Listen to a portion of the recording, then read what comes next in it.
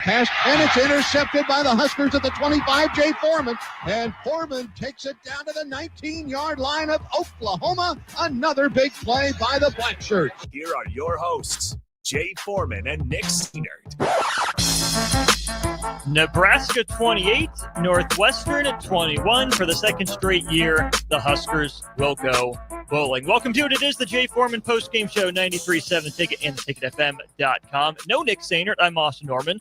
More importantly, though, Husker Hall of Famer, 8-year NFL vet, Jay Foreman here in the house. Jay, not necessarily pretty for Nebraska, but darned if the Huskers didn't find a way to get it done. Your thoughts after this one? A win is a win.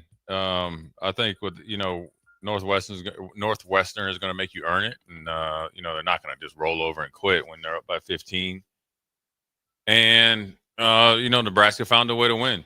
And that's the only thing that matters. That's the most important thing right now. It was a hard-fought win. It was not pretty and doesn't have to be pretty, but it has to be a dub. And so, look, there's a lot that needs to be addressed and to continue to nurture. You want to see some big steps in the right direction in certain areas. But ultimately, the biggest step they made was they answered the bell.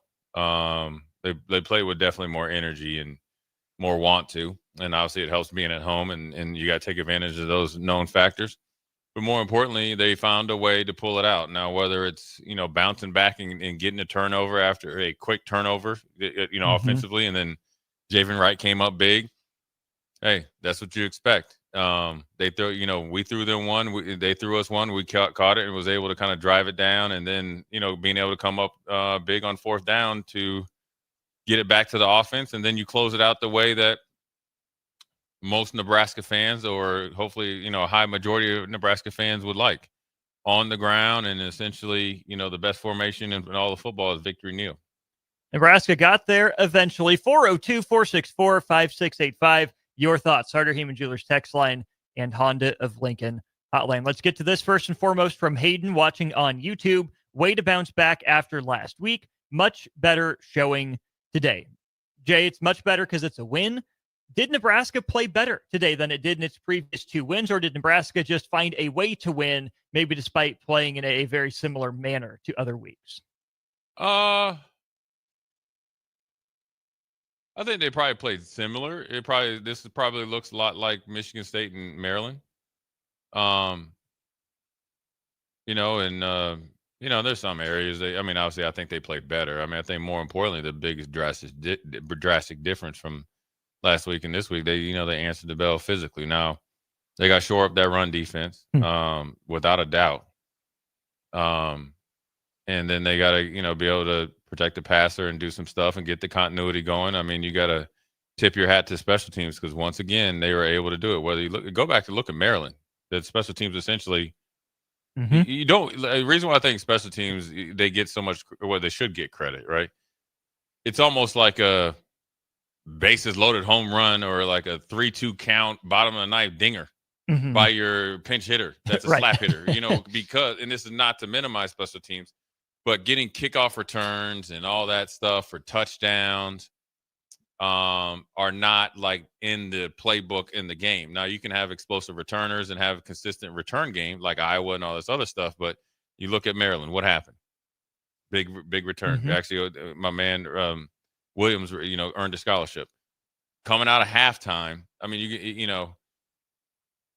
look, the one thing that I can tell you that's a positive. Now, I don't know what was said at halftime, and you don't really say much. But you make a lot of adjustments at halftime, you right? You don't make a lot of adjustments. you do not. You make some, but you got to tighten up. Is you go into halftime going for it on fourth down, fumble. You're going with kind of like no momentum, come right out, caught Northwestern by surprise, touchdown. We got the momentum back in it. Now it went back and forth, and Nebraska was able to win. And so they have to, this right now is the biggest test for this football program and team to date, period, point blank. This is a tipping point, or whatever you want to call it. Here's why. In sports, you don't get a lot of times to get that instant get back. I always talk about the time where, I felt Tony Richardson, who was a respectable player, I felt like he took a cheap shot on me when I played. He was thinking about retirement. Once I found like he was unretiring and we were playing him, you don't get that again. So I knew what time it was. Here's what I mean. You go to Minnesota, you don't play well from a mentality and a spirituality and a physical point. You're able to answer that again. You might not be ranked coming out of this game. Most likely won't. I would not anticipate that. But here's how it's significantly different. Okay, now you're bowl eligible. That's the equivalent to this football program of a tangible accomplishment, just like being ranked, right? You got that. Now you play a blue blood name brand opponent. How can you deal at your house? It doesn't matter where you're playing, but how do you deal with success? This is the tipping point. This is the maturity point, the maturity test to see how mature you are. Why? Because we'll see how you bounce back after losing to Michigan. Okay, you found a way to win. Let's see how you bounce back or how you handle success after Michigan State, Maryland, being ranked, laid an egg. Now you answered the bell. Now you're essentially ranked bowl eligible, right? Almost as fast as Mike Riley and all that stuff. But you're bowl eligible in back-to-back years. So you have tangible success right now with some time left or schedule, 4 more games left. And then you got a challenge coming now. Can you hyper-focus? Are you mature to say, okay, that was something that we knew we were going to do and move on and then get better? Because if you don't, then you're right back into where this post game was last week. So this is a huge week. It's actually time to move on. I'm glad you said that. That's where I was going to go, because handling success, you don't have to bounce back from a win. And it's time for this program to stop needing to bounce back.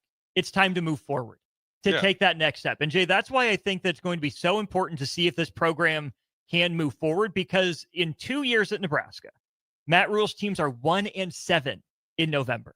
Nebraska was 5-3 in year 1, and then completely fell apart down the stretch in November. The loss at Michigan State, the loss at home to Wisconsin, the loss on the road to Maryland, and then, of course, or maybe it was switch those two around, and then the loss to Iowa at home at the end of the year. Nebraska had 4 cracks at bowl eligibility, couldn't get there. Nebraska gets to 5-3 last year. Lets the first 2 slip away, and then you have a 5-5 Nebraska hosting a 5-5 Wisconsin. Now, Nebraska proved it was in a healthier spot than Wisconsin, and that's shown out this year as well. Nebraska found a way to win at 44-25 right here at home in Lincoln. They win. They get to bowl eligibility. Have Iowa all but dead to rights. One missed tackle on a screenplay, house call. Nebraska can't respond. Now here's another chance in November. Let's see how mentally tough you are. The last time you had that taste of success, you let it get to your head. You didn't handle business. Now, if you're not focused and you're taking the wrong lessons away again, you just undid everything. Yeah, I mean, look, you had everything that you could think of to remedy it, right? You had your head coach call himself, which is obviously very important because everybody's accountable. Said he challenged the assistant coaches, he challenged the players, he challenged the leadership. The leadership had a players only meeting. You're able to beat a team and gut out an ugly victory. It was not pretty, but it's a W. So we're not minimizing it, right? We're maximizing what you just did. You maximizing what you handled the business, what you knew you could do. And now you have a point now to where you'll and it's not even worrying about what everybody will think if you don't handle your business, but you know what it's like when you prepare to handle your business. And I think everybody else knows now. So, how you handle success, especially around here, how you handle success as a young athlete, particularly this football team, is kind of really been the biggest detriment, right? Are you believing the hype? Are you only living in this kind of little vacuum in this bubble and thinking all this stuff that you're maybe a little bit better than you are? You don't have to work as hard. So now you got USC coming in here that's going to be extremely motivated. It's a blackout game. It's 6:30. It's prime time. It's not even about showing everybody what you're doing. It's actually just going out. Well, it is. It's actually you're actually just going to go out and show hopefully the whole nation is how you go about your business. Mm-hmm. And so this isn't a time to worry about your outfits and your whatever, your towels and all that stuff. Mm-hmm. It's time to get down to business. This is time to try to get a leg up on USC. You have every advantage against USC. They're coming from West Coast to East Coast, or not West Coast to Central Time, excuse me. Mm-hmm. They are playing on the road. I think today they kick off later than us, right? I think they're on a bye. Or they're on a bye. Excuse me. I was just kind of always. That's what UCLA's playing. That's where I was, and UCLA got the break speed off them. Yeah.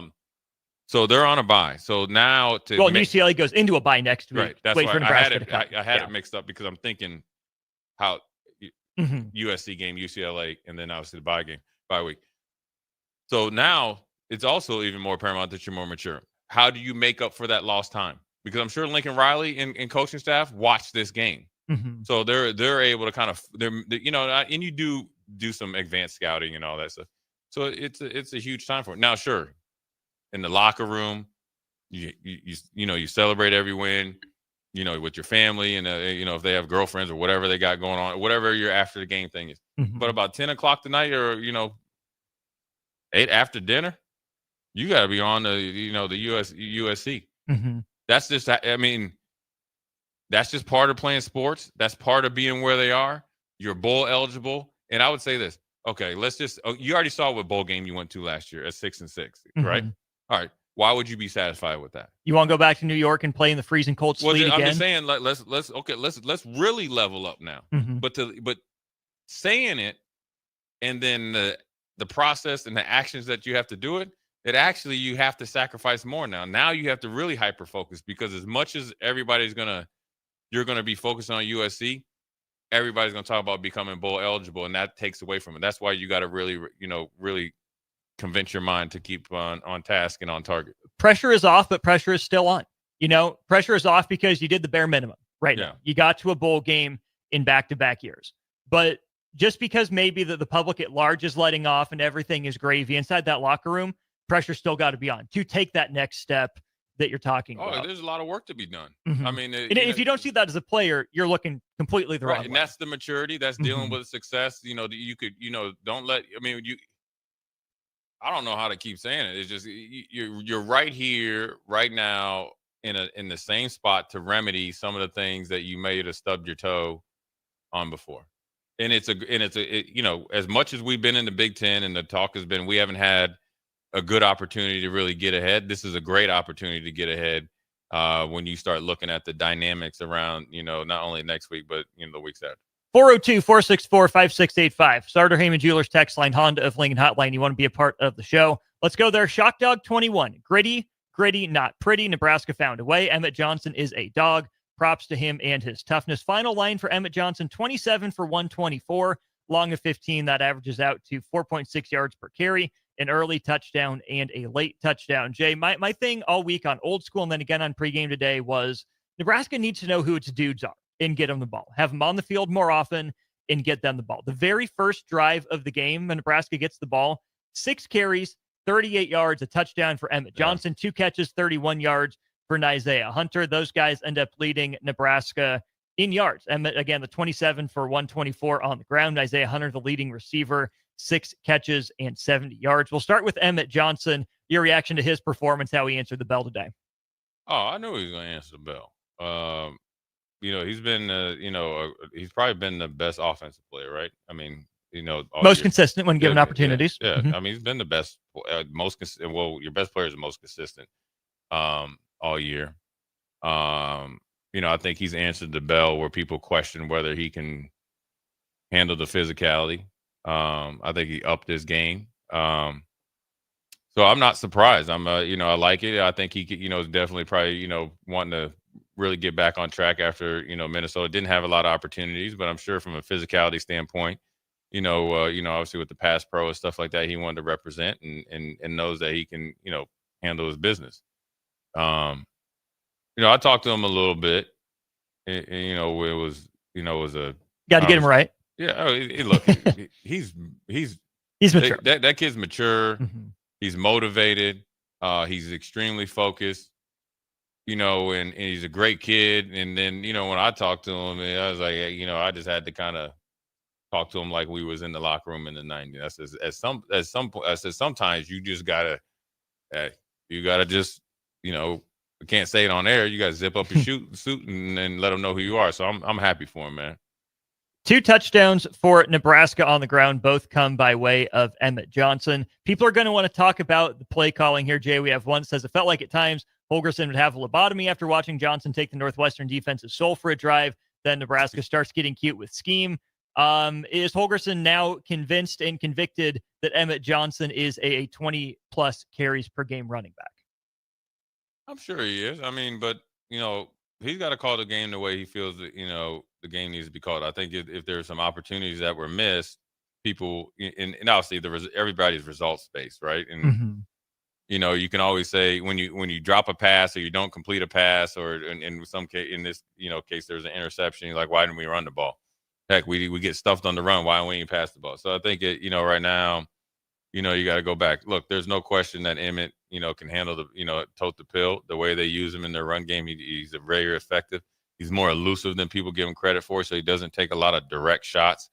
But look, his pitch count, which how many touches is, there's a sweet area, but also he's shown the ability, like against Cincinnati, that when you need him to step up, he can do so. Now, look, I think, you saw some guys come. You saw Mosey come in, and I think he, for a guy that played wide receiver for a majority of the offseason and showing the ability to have that burst, that wide receiver burst, and be able to run behind his pads, you like that. You saw a little bit with Malachi and Makai Nelson. Makai, sorry, Yeah. I was thinking about Malachi Coleman. I was talking about him earlier today. But Makai, so now you start to see guys that get in there. So I think, Emmett's done his thing. I think he's proven himself. And so all he needs to do is just worry about answering that standard game in and game out. You talk about the results-based kind of mindset. I'm going to get to the process here in just a sec. I'm glad you brought up the backup running backs. Mosey had that 21-yard run and a decent kick return as well.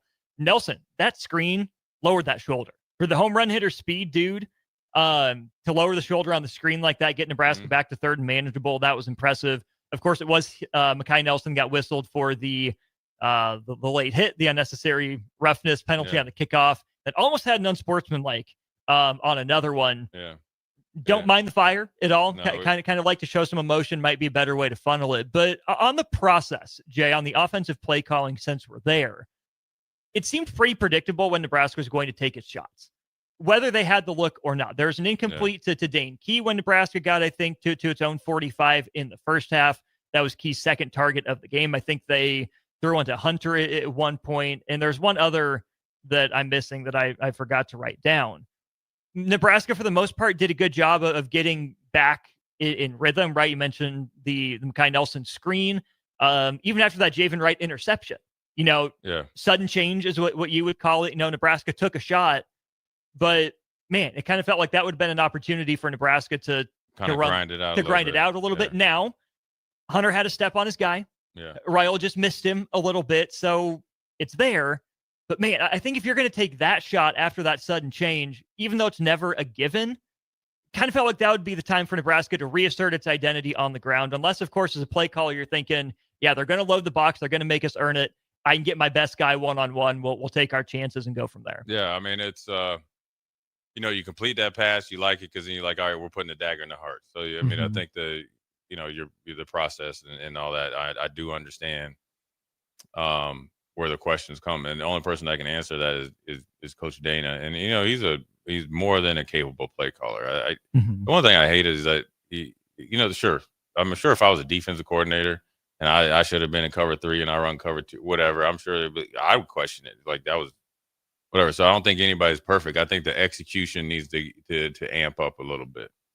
You know what I'm saying? I think the technique needs to amp up a little bit, and I'm not making excuses for anybody, but sure,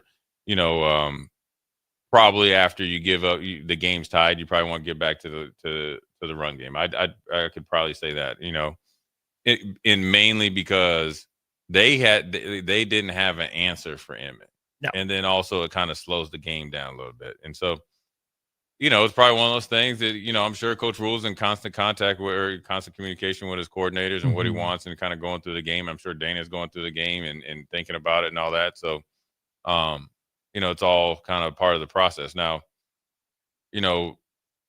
there's two ways to look at this. Nebraska's looking at it, okay, we were able to gut out an ugly win. Northwestern is like, listen, we let that one out the bag. We beat them on third down. We outgained them. We outpossessioned them. One of our turnovers was a tip. So you could be on that end and then be like, we lost. Has Nebraska ever been there? Right, and you lost 2 in a row. Then everybody talking about, it was more, you played harder, or the more, moral victory. So, I think this team right now is just where they're at. They're 6-2. I'm pretty sure a majority of the fans walking up and down O Street and going to probably live it up tonight will probably be okay at the beginning of the year being 6-2. I think the eyesore, the 2 losses maybe were eyesores for different reasons. I mean, particularly Minnesota. And now it's because it's so recent. But that's in the past, just like this game. And so, but you don't, like I said, you forgive yourself and you don't forget. But, to go to that next level, this has got to be a point to where everybody goes all in. Yeah. You know what I'm saying? Because that's what you're going to need. USC is significantly better than Northwestern. First of all, they're gonna change the way that you can play based on their ability to play offense. Right? They're gonna stress you a little bit more from a quarterback run game. They're gonna be able to. They're gonna be just as big, and they'll probably be able to handle you on the, a little bit on the edges. So then, how do you kind of defeat that? That means you got to just really, really uptick in your execution percent and be very, very efficient on offense and understanding the know of the whys and all that stuff. And, just go attack the process. 402-464-5685. Again, the number if you want to be a part of the show via text or call. One of our great postgame sponsors here, Anderson Ford of Lincoln. Experience better with upfront market-based pricing at Anderson Auto Group of Lincoln, with 2 locations here in town at 27th and I-80 and 33rd and Yankee Hill. Back to our Starter Heyman Jewelers text line, 0932. Foreman's hair is lit, GBR. Dang. He says lit. I think that's a good thing. Yeah, I'll take it, man. On the run game, Jay. Nebraska was really good early on. Again, Emmett averaged 6 1/3 yards per carry on that first drive. Was hitting Northwestern pretty consistently. But when you think about the run game, why it's important to establish the run, in a lot of people's minds and what coaches will tell you is that, we'll wear the other team down. We'll lean on him. And by the end of the game, it'll get easier. Yeah, Didn't seem like it got easier for Nebraska to run the ball late, which, again, I think would be the next step in the right direction. Some of that could be due to Northwestern just accounting more bodies for it, saying Nebraska's trying to run out the clock. We're going to make it tougher. But, man, it would have been nice to see Nebraska's run game, as good as it was today, wear Northwestern down a little bit more by the end of the game. I just don't think the run game's to that point quite yet. It's not to that point. I don't know if it's going to get to that point because the Big Ten is tough. Northwestern is tough. They play hard. They come to hit. They're easily the most physical team I think Nebraska played. Probably Michigan or whatever. Michigan was probably physical and more sound. Minnesota wasn't as physical as Nebraska made them look, you're saying? As far as the way they were hitting. Gotcha. Them brothers are bringing nothing but hat. You hear me? I hear you. And that's what way they got to play. I do think Northwestern probably gets on that plane. Coach Brown, from a defensive standpoint, probably feels they did not play well defensively. Matter of fact, I know they didn't, but that doesn't matter. You didn't play well. I'm going to look at it. Nebraska didn't allow you to play well in some cases. And so Nebraska at this point, as far as the run game goes, you're able to close the game out like you like. Look, whether it's easy or difficult or somewhere in between, they were able to run the ball effectively. Okay. To the point that people are saying we need to run the ball more, but when they needed to close out the game, touchdown. It wasn't the fancy stuff. Sure. Yeah. I mean, it was a little bit of a clinch there when they threw it on 3rd and 2 and got it. And then Emmett obviously, punched it in, but they feel confident in that connection between Dylan and in the short area pass game. It's a little bit of a new wrinkle that they put in to kind of really, give them some confidence and kind of get some touches to some guys. And it's probably a more high percentage, pitch and catch than people give it credit for. And then you're able to lean on Emmett. And this is with, Teddy getting hurt. And so you had to, Rocco playing banged up, reshuffle your line, and it was just on and popping. And then Emmett did a really good job this is one thing about Emmett where nobody's really called in and said it, is that he imposed his will. This is the thing that you got to give him credit for, is he imposed his will. This is when you talk about you need your guys that, on the internet and off season, all that. He imposed his will on Northwestern early. He was making guys miss. He created the second effort, and then he didn't turn the ball over, which then forced everybody else to uptick their energy. You get what I'm saying? Mm-hmm. So he didn't have to do any talking. He said, I'm done with the talking. Let my pads do the talking, yeah, right? He's going to let his pads do the talking. So you got to give him a lot of credit. The final numbers for Nebraska's rushing game will read 39 carries for 155 yards with 2 touchdowns, the long run of 21 yards from Isaiah Mosey. Take sacks and kneel downs out of that equation. It's 164 yards for Nebraska at 4.3 yards per carry. It won't be 4.5 and above, but 4.3 against this Northwestern defense. Certainly enough to get the job done. We'll go up to the top of the hour before we take our first break. 402-464-5685, taking your thoughts all show long. Let's get to the quarterback here, Jay. Someone here, trying to find who exactly it was, said Raiola is still not great at throwing the deep ball. Overall for Dylan Raiola, 16 of 22 on the day, 141 yards, 1 touchdown, 1 interception. Really bad interception. Didn't see the guy in the middle of the field's kind of turning into a problem for him over the last few weeks. But you have to give him a lot of credit for the way he responded and piloted Nebraska on third down. Nebraska was 1 of 5 on third down entering halftime, 5 of 7 in the second half, and 4 huge conversions on that go-ahead touchdown drive. Yeah, it was like right, and they were like 3rd and 7, 3rd and 8. Mm-hmm. So it wasn't like the little flat pass or something. So you got to give him credit. He got it together. Obviously not a finished product, but obviously Nebraska's quarterback position or room is in a lot better shape than it had been in the past. And like I keep saying, Dylan's a young player. Whether people like it or not, he know. I'm assuming he knows it, but if he doesn't, you're a young player. You're getting experience. You're not going to be perfect. Stop trying to be perfect. Stop trying to think you're going to go people need to stop thinking you're going to go from high school to the number 1 pick. You have to go through it. You got to learn how to play. The Big Ten is tough, man. And I know everybody wants to fixate on the Oregons and Ohio State and Michigans and at times Penn State and now Indiana, both offensively, generally defensively. And you can throw Illinois in there. Everybody can play defense. Mm-hmm. Everybody can play in the Big Ten. And, you just got to continue to raise your level of play and you got to give them credit. The offense didn't look very good going into halftime. It was a 7-6 lead. Northwestern was better than Nebraska on third down. And then you got it together and you had 3 crucial completions. And then you were able to get it together for that last drive. And so, sure, I can tell you this right now. You cannot depend on that. Nope. So, but this right here, the bounce back game, the bounce back in the body language, bounce back in the execution is or can be a catapult to be able to play well next week against USC. And so everybody likes a winner. I look at it, it should be a privilege to be critiqued and dissected and challenged and all that stuff. If they're not talking about you, if they're not critiquing your game, then you ain't playing. And so you got to take it. It comes with the territory. It comes with playing quarterback. It comes with the high price tag of what you're getting paid. It comes with your dad being a legacy player. I've dealt with that as well. Look, dude, there's more positive than negatives that come out of it.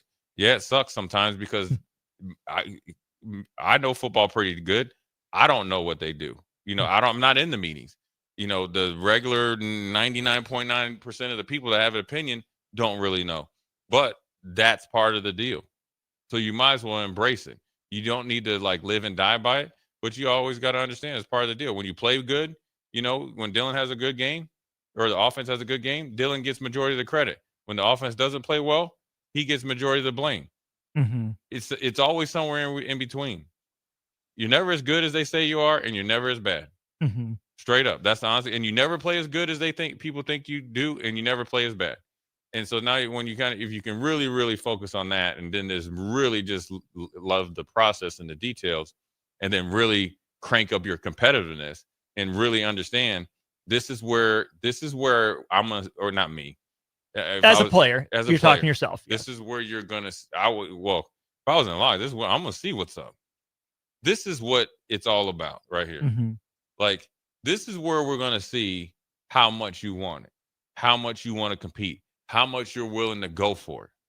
You get what I'm saying? Oh, yeah. Like, okay, yeah, we're bowl eligible. Sure. If we had to like bet, yeah, we're probably gonna end up like we'll beat UCLA. Who else we play next? Hope you get Iowa. And then Penn State's right for the picking. Sure, we could go go like 8-4. Okay, just say, hey, if we could just take the win 50% of the next game pill, we're 8-4. Mm-hmm.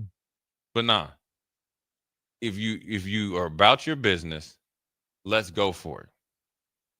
And it takes another level of concentration, another level of dedication, another level of like mental preparation. Mm-hmm. Because as the stakes get higher, you should get more excited about it. Like this is fun, man. Mm-hmm. And the fun isn't just, I don't know. I'm sure if it's a night game, are they gonna have some sort of network thing here, like NBC will carry the game. Okay, but I'm sure they'll have some sort of like pregame stuff, right? Oh yeah, yeah. Okay, yeah, without a doubt. They'll have some sort of like hoopla down in the Haymarket. Yeah. That ain't fun. That's not for you. That you know who that's for? Everyone else. That's for your family.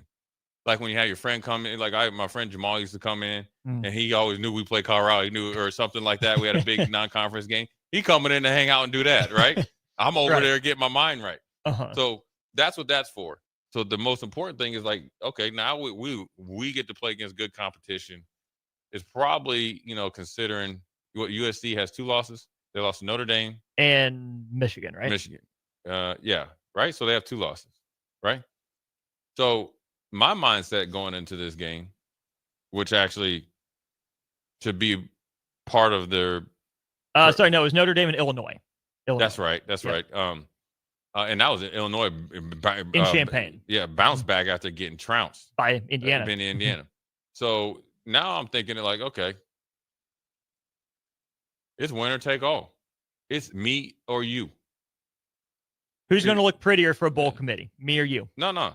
If either of these teams have any wants to kind of get into the college football playoffs, right? You got to probably be like 10 wins, 9-10 wins. Yeah. All right. I got to go through you, and you got to go through me. You're in my way. So now the game just got even more juicier. You know what I'm saying? Oh, yeah. Now the game got even more personal, right? Because it's not like USC comes in and they got another like loss in their pocket. And you're like, all right, they can just, they're trying to drag you down instead just say, okay, they already have the built-in excuse. We're at Lincoln. It's the blackout. This is why we lost. Rusty off a bye, whatever. There's no excuse for them. No. Right? No. The same things that I just mentioned is the same thing Lincoln Riley is talking to his team about. And the same thing I'm sure Coach Rule is talking about. They're in front of us. We're going to get their best shot. They're playing for the same things that we are. We're both in the same place as programs. We're trying to get back to national prevalence in the true conversation, and that's top 12 or top 11. You can take out to group of 5. So that's where we're trying to get. Winner take all. Let's hit a couple general texts, and then we'll talk some more specifics. Yeah, where the callers at, man? Especially on the defense when we get back for the next hour of post-game cheeseburger. Do I want to be great again? Yes, of course, but I'll take this win. Shows Nebraska can win close games. Champions aren't built overnight. At least we're here critiquing a win and not another close loss. Brad says it's Northwestern. It's always ugly. If Nebraska has a Big Ten rival outside of Iowa, it's Northwestern. 11th game out of 14 in the series that have been decided by 1 possession or less. And then Sandman at 460. This is a good win over a good Northwestern team. They ought to win at least 2 more this season. Let's hit on that from Northwestern really quick here, Jay. Remaining schedule for the Wildcats. They will be off next weekend before they travel out to USC on Friday, November 7th. So it'll be a short week for USC. It'll be 13 days off for Northwestern. Then they get Michigan on the shores of Lake Michigan on November 15th. November 22nd, they host Minnesota. They will then go on the road to finish the year Illinois, right? At Illinois. Indeed. That's a rivalry week. Indeed. I can't say I would I would bank on 2 more wins if I'm a Northwestern fan. You're hoping you can get one of those next 4. Northwestern's solid. They picked up that win over Penn State. That's not nothing. That's yeah, they played Oregon tight. But, man, I don't think that Northwestern goes 2-2 in November. 2-2. They'd be lucky to go 1-3. I think they're shooting for 1-3, and they're circling Minnesota. Although Michigan, we'll see.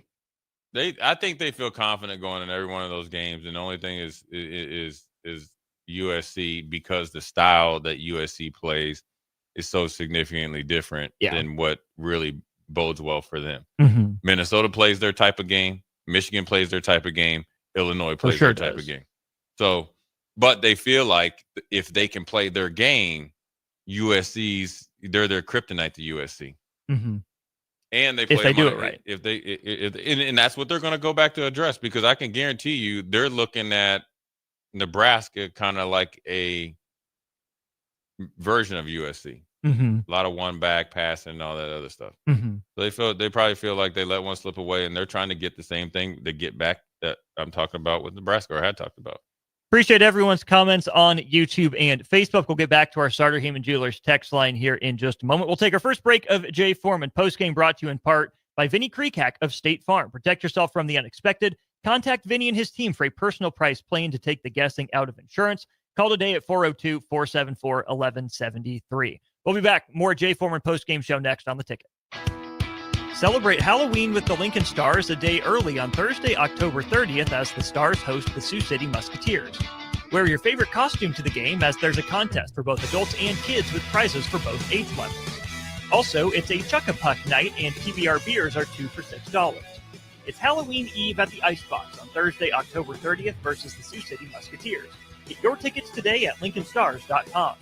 When you were a kid, clubs were cool. Robotics club and space club and stuff like that. But what do adults get? Book clubs and quilting clubs? Nah, forget that. How about margarita clubs and old-fashioned clubs? Get to Upside Bar and Lounge for the best clubs in town. Try all 10 varieties of Upside margaritas or old fashions and take home a free souvenir glass. Grab the whole crew and pair it with taco night on Mondays or whiskey Wednesdays. Upside Bar and Lounge at 29th and Pine Lake. Are you looking for an exciting new way to put your skills to work? Explore new career options in the fintech industry at Currency, a Sandhills Global company. We offer full-time positions in financial sales, compliance, operations, and other fields. We also offer a 4.5-day work week, an attractive benefits package, and opportunities for advancement. Put your motivation to work and grow with us at Currency. Visit gocurrency.com/careers to learn more. This is Lincoln's home for sports talk on the FM dial. Also online at theticketfm.com. On the internet, KNTK FM Firth, 93.7 The Ticket. All right, Lincoln, if you're a diesel technician who's ready to earn up to $40 an hour and you're tired of working nights and weekends, listen up. Inland Truck Parts and Service is hiring experienced diesel technicians right here in Lincoln, and they're offering what every hardworking tech wants. Monday through Friday hours, no nights, no weekends, and paid training on advanced diesel technology. With 37 locations across 12 states, career advancement opportunities are endless. Start building towards your future and apply today at inlandtruck.com. That's inlandtruck.com. Or text APPLY to 785-369-1320.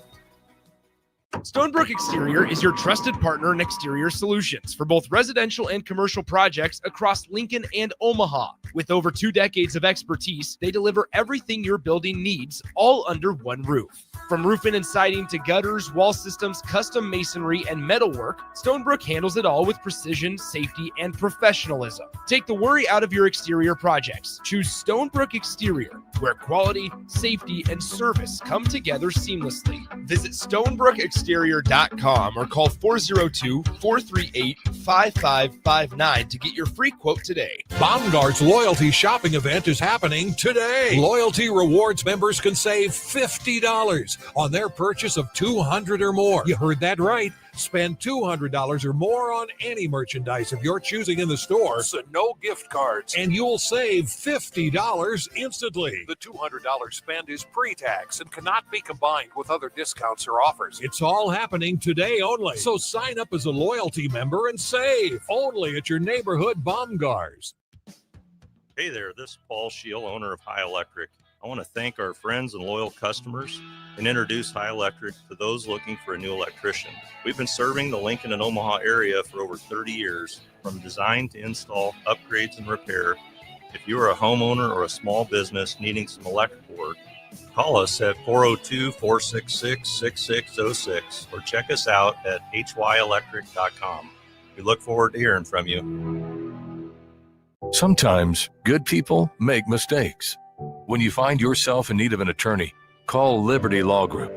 The attorneys at Liberty Law Group will defend you in court and protect your freedom to get you the best possible outcome and the justice you deserve. Trust your freedom to Liberty Law Group, the best criminal attorneys in Nebraska and Iowa. Call them today at 877-404-5238. That's 877-404-5238. Or check them out online at libertylawgroup.com. At Jimmy John's, we don't make sandwiches. We make the sandwich of sandwiches. We use fresh veggies because we don't hate salads. We just feel bad for them. We make our sandwiches exactly how you want because you're the one who's eating it. And we bake bread all day, every day because stale bread isn't bread. It's croutons. Sandwich history is written by the victors. Good thing we have legible handwriting. Jimmy John's, the sandwich of sandwiches. Order pickup or delivery on the app. Back to the Jay Foreman Postgame Show on 93.7 The Ticket and theticketfm.com. Powered by Baumgars, Anderson Ford, and Vinnie Kreekak of State Farm Insurance. Here are your hosts, Jay Foreman and Nick Sainert.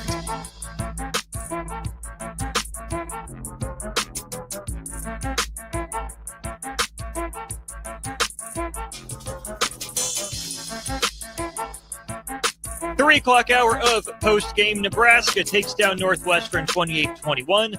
The Huskers are bowl eligible again. This fall, Baumgars has everything you need to get your farm ready for the season and tools for your fall projects to get ready before winter.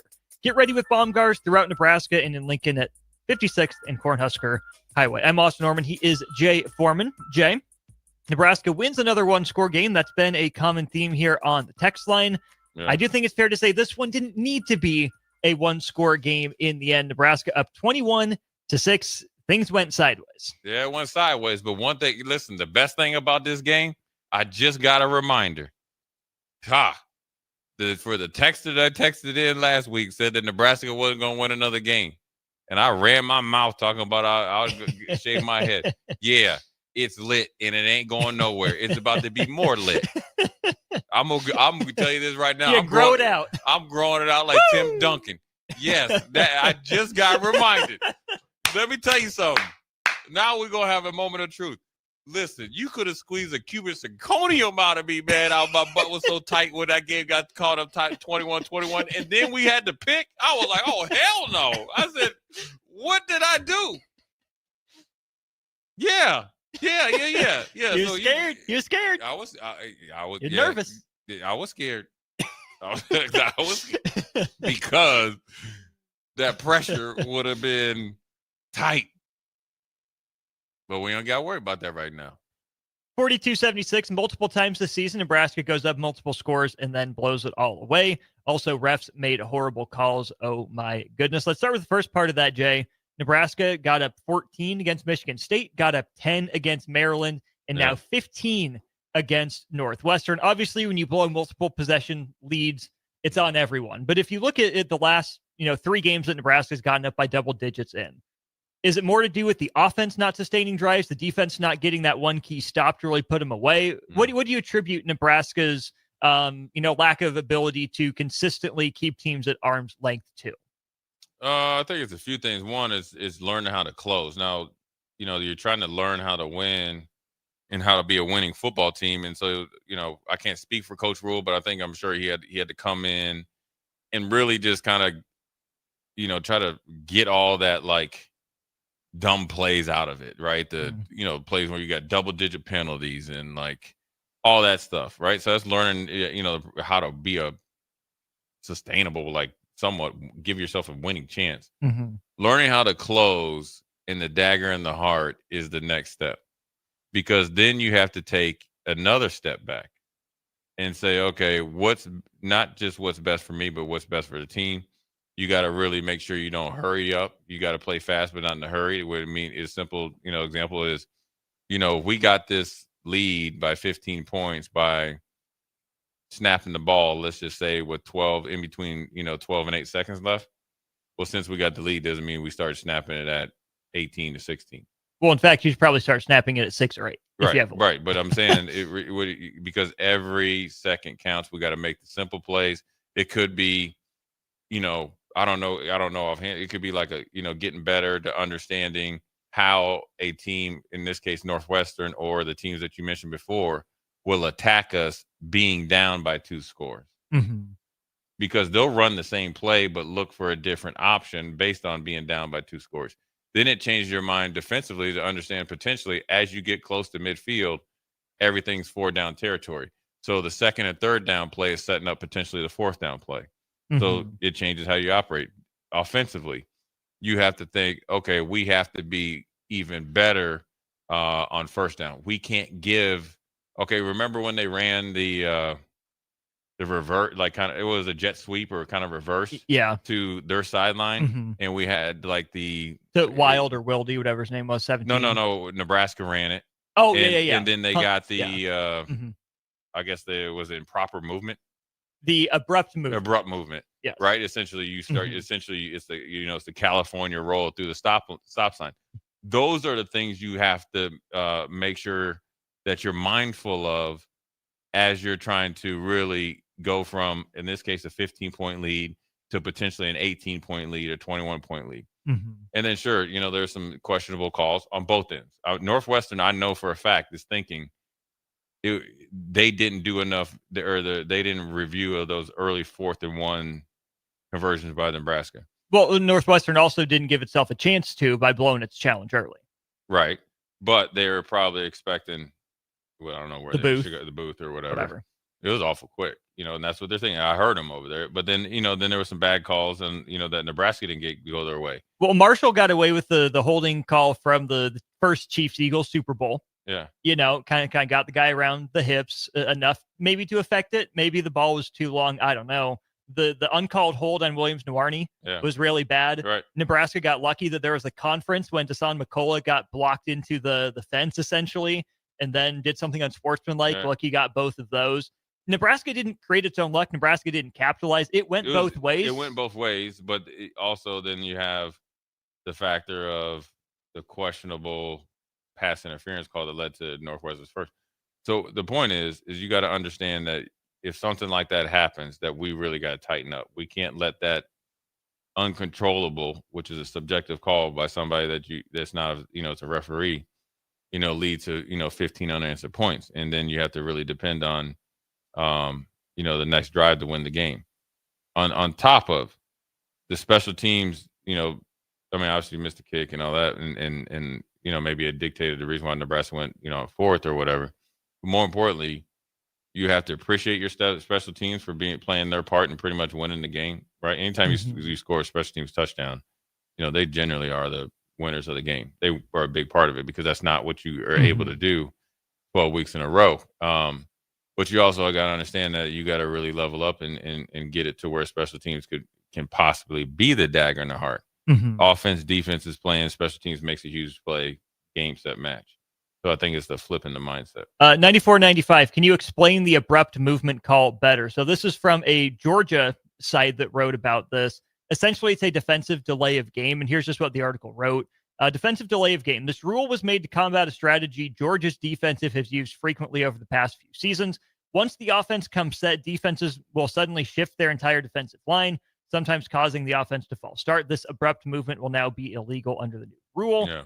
The defense cannot simulate a snap trying to get the offensive player to false start. Abrupt coordinated movements will result in a delay of game penalty for the defense. That's the rule change that they made. I didn't think it was all of Nebraska's defensive line that moved. I thought it was just called on Riley Van Poppel, number 5, who did have the offsides at that point before. Yeah. Ultimately leading to 7 points, as did the 4th down.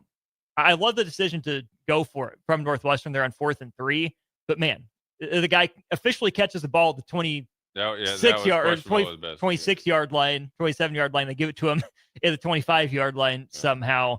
But at the end of the day, it did go both ways. Bad calls matter. Nebraska does enough to overcome them. 402-464-5685. Jay, let's dive into the Nebraska football defense a little bit here. Overall, 331 yards allowed, 159 through the air, 172 on the ground. Nebraska allows 18 first downs. Northwestern goes 8 of 17 across third and fourth downs. Preston Stone does throw the 2 interceptions. But, man, you talk about closing games. And you never close a game before it's quadruple zeros on the clock, and I understand that. But, man, Nebraska bats 2 balls up in the air that both fall to the turf in the first half. Riley Van Poppel is over the fumble in the first half on that botched exchange between Stone and the running back. He's over the ball, and yet he doesn't get it. And then when you're up 2 possessions at 15 points, again, I know you play till quadruple zeros, but when you talk about closing, I don't think about just Nebraska's last drive to go take the lead or the last defensive stand there where Northwestern moves the ball to Nebraska territory in 2 plays. Sometimes you got to be able to close out a game, at least mentally, give a team on the other sideline way too much to think about. Like, man, we just really can't get anything going against these guys. Nebraska had opportunities to maybe not close that game out in a literal sense, but in somewhat of a mental sense earlier in the game, just 1 or 2 plays away maybe from getting off the field a play or 2 sooner. Yeah, I mean, that's the difference between, blowing a Northwestern team out, meaning like you beat them by like 12 plus points, 16 points or whatever it is, and being in 1-score game is getting off the field and timely tackles and obviously no penalties. Now, as far as the improper movement, it's something that, teams have been doing it. I mean, even back out, prehistoric days when I played, and especially in the NFL, it's how you shift. Now, where we were really good at it is some guys would kind of move their hands a little bit as they move, and then now that's what they look for, any sudden movements that kind of trigger the offense. But isn't it on the offense just to know and listen for its snap count? Well, you're not. Because a lot of them are going on first movement based on being on the road. Northwestern. Okay. You could probably hear it, but I'm reading out of my peripheral. The other guy moving. Yeah. Okay. Right. Or I'm actually going on his movement. So it works to the advantage, especially when you're at home. But more importantly, with Nebraska, making some timely plays. Defensively, you give up that big run.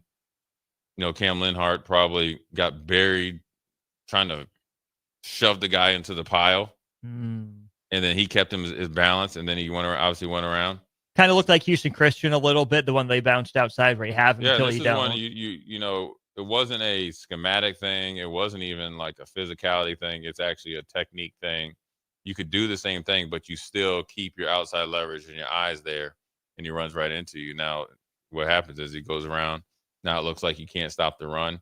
Those are the plays that kind of, whether, and same thing last week against Minnesota. So they got to really understand and don't let the emotion get into it, of trying to dominate somebody. And it was a chippy game. They were physical, and, it's something where Nebraska's defense, did some good things and did a pretty good job against the pass. I felt like Sierra Wright coverage-wise did a really good job. I mean, he had this little bit of a easier matchup. I think Donovan Jones obviously did some good things. They did a good job of, especially against Stone, and that was one of the things was the batted balls, right? If you can't get there, because there's a pretty good offensive line there from Northwestern.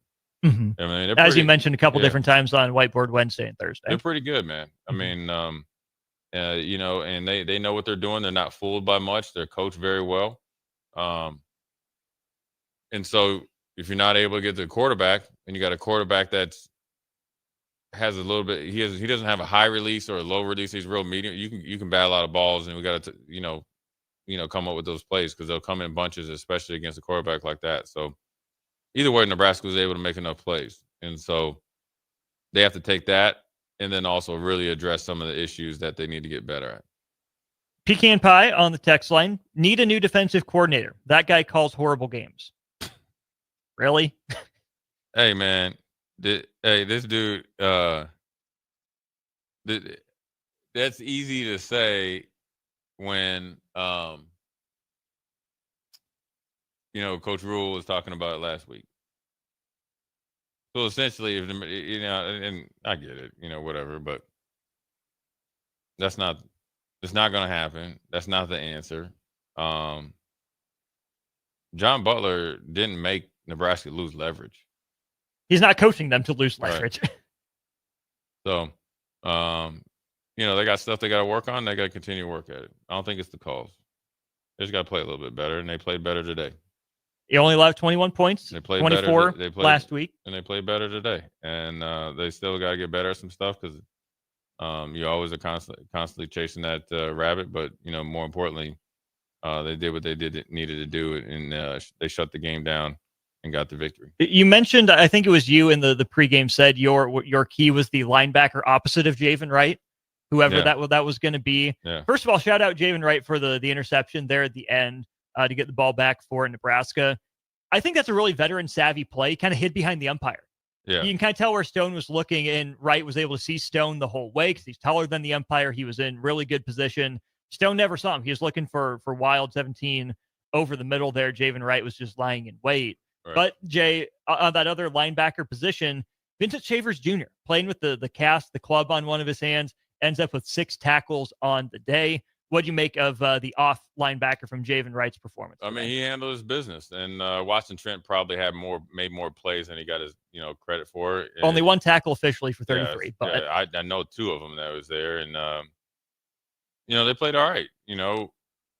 Probably could play a little bit better, obviously. But I felt like Northwestern's run game was legit enough, so they answered the bell. And they've been playing pretty consistent here the last few weeks. So you got to give Coach Rob Dvorak credit and the guys, raising their game. And then I think the biggest thing with Javen, you get that layup. He was kind of playing a little hide and go seek. He kind of got mixed with the ump that happened. They had really good coverage. They had a guy in trail, Javen underneath, and a guy playing top down on the best player. On their best player. Mm-hmm. But this is what, if you got the chance to look at the Whiteboard Wednesday and on my YouTube and the numerous times when me and you were talking, is 2 things. I told you what was going to happen. He will force the ball and give you opportunities. I'm actually surprised. Well, actually, the chances are that probably Nebraska could have had 3 interceptions off the tip balls, right? Mm-hmm. And those are forced passes. I mean, heck, the one that would bounce off the running back's hands, that's on him. Like, dog, you just Stone you got brick hands. Come on, Butterfingers. And then also he was throwing blindly slot seam fades. Blindly. Just chuck Screw it. It, he's down there somewhere. Yeah. It's gonna happen. It ain't changing. Hey man, they can hire me over there. I can do this in just 10 minutes. I got all the answers, but so I think Javen has been playing really, really well. I'm happy for him. He's going to continue to play well. He's very commendable. He's a guy that you should really look into, and see how he had the mindset to answer the bell. But he came up big. He's a senior, super senior, super senior. Mm-hmm. Not by his choice or doing it, just kind of some circumstances, and he's making the most of it. And Shavers played well. He's out there answering the bell with the cast. I don't think he was able to play last week. So you've seen Rocco playing with, he has a little bit of a cast, and some other guys are, everybody's banged up right now. So, you want to give the props to those guys on defense. They did some good stuff. Now you'd like to see a little bit better, right? You see the defensive line. We need to get some more heat on the quarterback, get some hits. They were hitting Dillon. We got, a little bit of payback, but ultimately they were able to play better at the 2nd and 3rd level to close out the game. You got a lot of grief from people in postgame last week after you put the mortgage on it, bet the house on Nebraska over Minnesota. A lot of people coming at you for that one. You only have one defender for you correctly saying Preston Stone would just throw you some bad ones. Cubsker comes to your defense and gives you props for calling your shot. So typical people are on you when you're wrong. I'll take it. Shout out Cubsker for being with you when you're right. I'll take it, and I will stand on it. Minnesota is garbage. I don't know what happened. Well, I do know what happened. That's why I'm so disappointed. Mm-hmm. Heck, people up in Minnesota were surprised. Okay, disappointed Nebraska didn't put up more. These are guys that are in the history books at Minnesota. They're like, what happened? Thank you. But they are getting served right now by those the dirty cousin from Iowa. But look, Preston Stone, he's had success at SMU. I think he's done a really good job of going to a place that's not known to have a ton of skill positions. Mm-hmm. I think he's a good quarterback. I think he's, provided that, I think he's gotten better. But also I think the one thing that he does that's really, I guess, fruitful for defenses moving forward, because this is what he's done all season, is, and I understand it, in money time, you think players, not plays. That's factual. More red zone or money zone. There, look at my man. There he is. More red zone and money zone than anything. But when he did third down, he really went on it, right? Look at you on the tape delay. There he is. There's a young black shirt right there. He probably, He's ready. He's ready. He's about it. He's about it. Yeah, he already knows. He could talk your junk, young man. What he really did wrong was he didn't scan the field, and it was predetermined. Just like I talked about the slot seam fake. So came back to bite him. That's a game-changing play. You get a gift interception on the first play after you have all the momentum in the world. All of it. I mean, you have it to the point of 8 more yards is probably for 3 points. First down, you pretty much got Nebraska in back against the wall. You give your defense another 4 minutes of game time rest, probably 20 minutes of real time rest. And the moment got too big.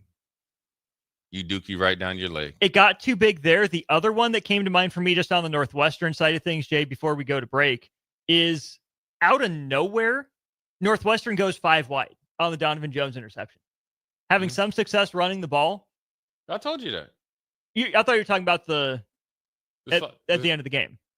Going the other way. I'm just saying, Northwestern, out of nowhere, like the coach would just say, all right, man, you know what? We just go 5 wide. You are not 5 wide university. I gave you so much credit for not doing that. You knew who you were. And you proved me wrong, David Braun. Listen, they do it every game. They did it. Listen, they did it against Oregon when the game was tight. And the game ended up being an avalanche. They did it against Penn State, and they did it against Purdue. They will handle business and play it tight to the vest, and they say, hey, man, you know that 5 wides that we put in. Oh, first of all. Let's see how it looks. First of all, they go 5 wides. They had Lil Wayne Corbett. They try to do a 50-50 ball to him. Not happening. No. Not happening. Come on. Come on, player. Right? This is really? You got 80 out there. That right? Looks like a bootleg Altoon. And then you had Jordy Nelson's little brother, 17. And Wayne Corbett, Altoon, and Jordy Nelson. That's who all-star lineup at Northwestern. And hey, Jordy Nelson. Cold. He's only second to Dallas Clark in my book. Okay. Jordy Nelson went to college where? Kansas State. Indeed. And he's a country boy. He's like a farmer now. And that's where the speed came from. And then the tight end is essentially like Mark Shimura. He can't do nothing. And then the tight end for the Packers, that all he caught was like little flag routes. And then the running back out. So when they go 5 wides, there's 2 guys eliminated. You know what I'm saying? And essentially it's 17 or bust. And then you did it, and it was a tip ball, and it was a great play by Donovan Jones. I originally didn't think it was an interception, but that's a heck of a catch, man. I was more confident on Jones's interception than I was on Hunter's touchdown. I didn't think there's any way he got that trail foot down. That's toe drag swag. I thought he had his thigh down. I thought is that even dry? That's like tap. Yeah, I thought it was insane. That was there. It is. Look at it. Look there. Look at there. It is. They throwing up the bones. Throwing up the bones. I thought Hunter's was. I didn't think Donovan Jones got it, but I'm happy for him, man. I'm happy. I mean, look, he's a great kid. Got a great family. Great dad. Dad's cool as can be. Got a great younger brother. Unfortunately, going to Iowa or whatever. For now. For now. Yeah. You know what I would do if I was Donovan Jones? I said, we beat Iowa, you coming to the flip. Yeah, you flip. Hey, let's just go all in. But his brother might say, if you lose Iowa, you got to get in the portal. But no. But I think, look, they made some of the plays they needed to make. Northwestern made some mistakes. I knew Northwestern was a little off. Yo, this was probably the funniest illegal procedure offensive lineman move when number 60. I'm pulling. He pulled before the dude got into like his pre-cadence. Hey, left defensive end, right. I'm coming for you. That reminds me of a time I was running down on kickoff. It was Antoine Winfield was to my right, and Senior. a senior, and we were going to run down, and the wind blew the ball over, and I was gone. But I kept running. Twan took his mouthpiece. He was like, yeah, I like the certainty, Jay. I like that. He's laughing at me, right? I was like, hey, man, on kickoff, I got to go get it, man. It's the only way I'm getting paid. But I make my money. Yeah, man. I think, look, man, Nebraska is where they're at. They got a lot to improve on. They got a lot to kind of address. And the biggest thing they have to address is internally the conversations they're having within themselves and amongst themselves. You know what I mean? Yeah. Because, sure, you got to, because that really, if that's addressed, I think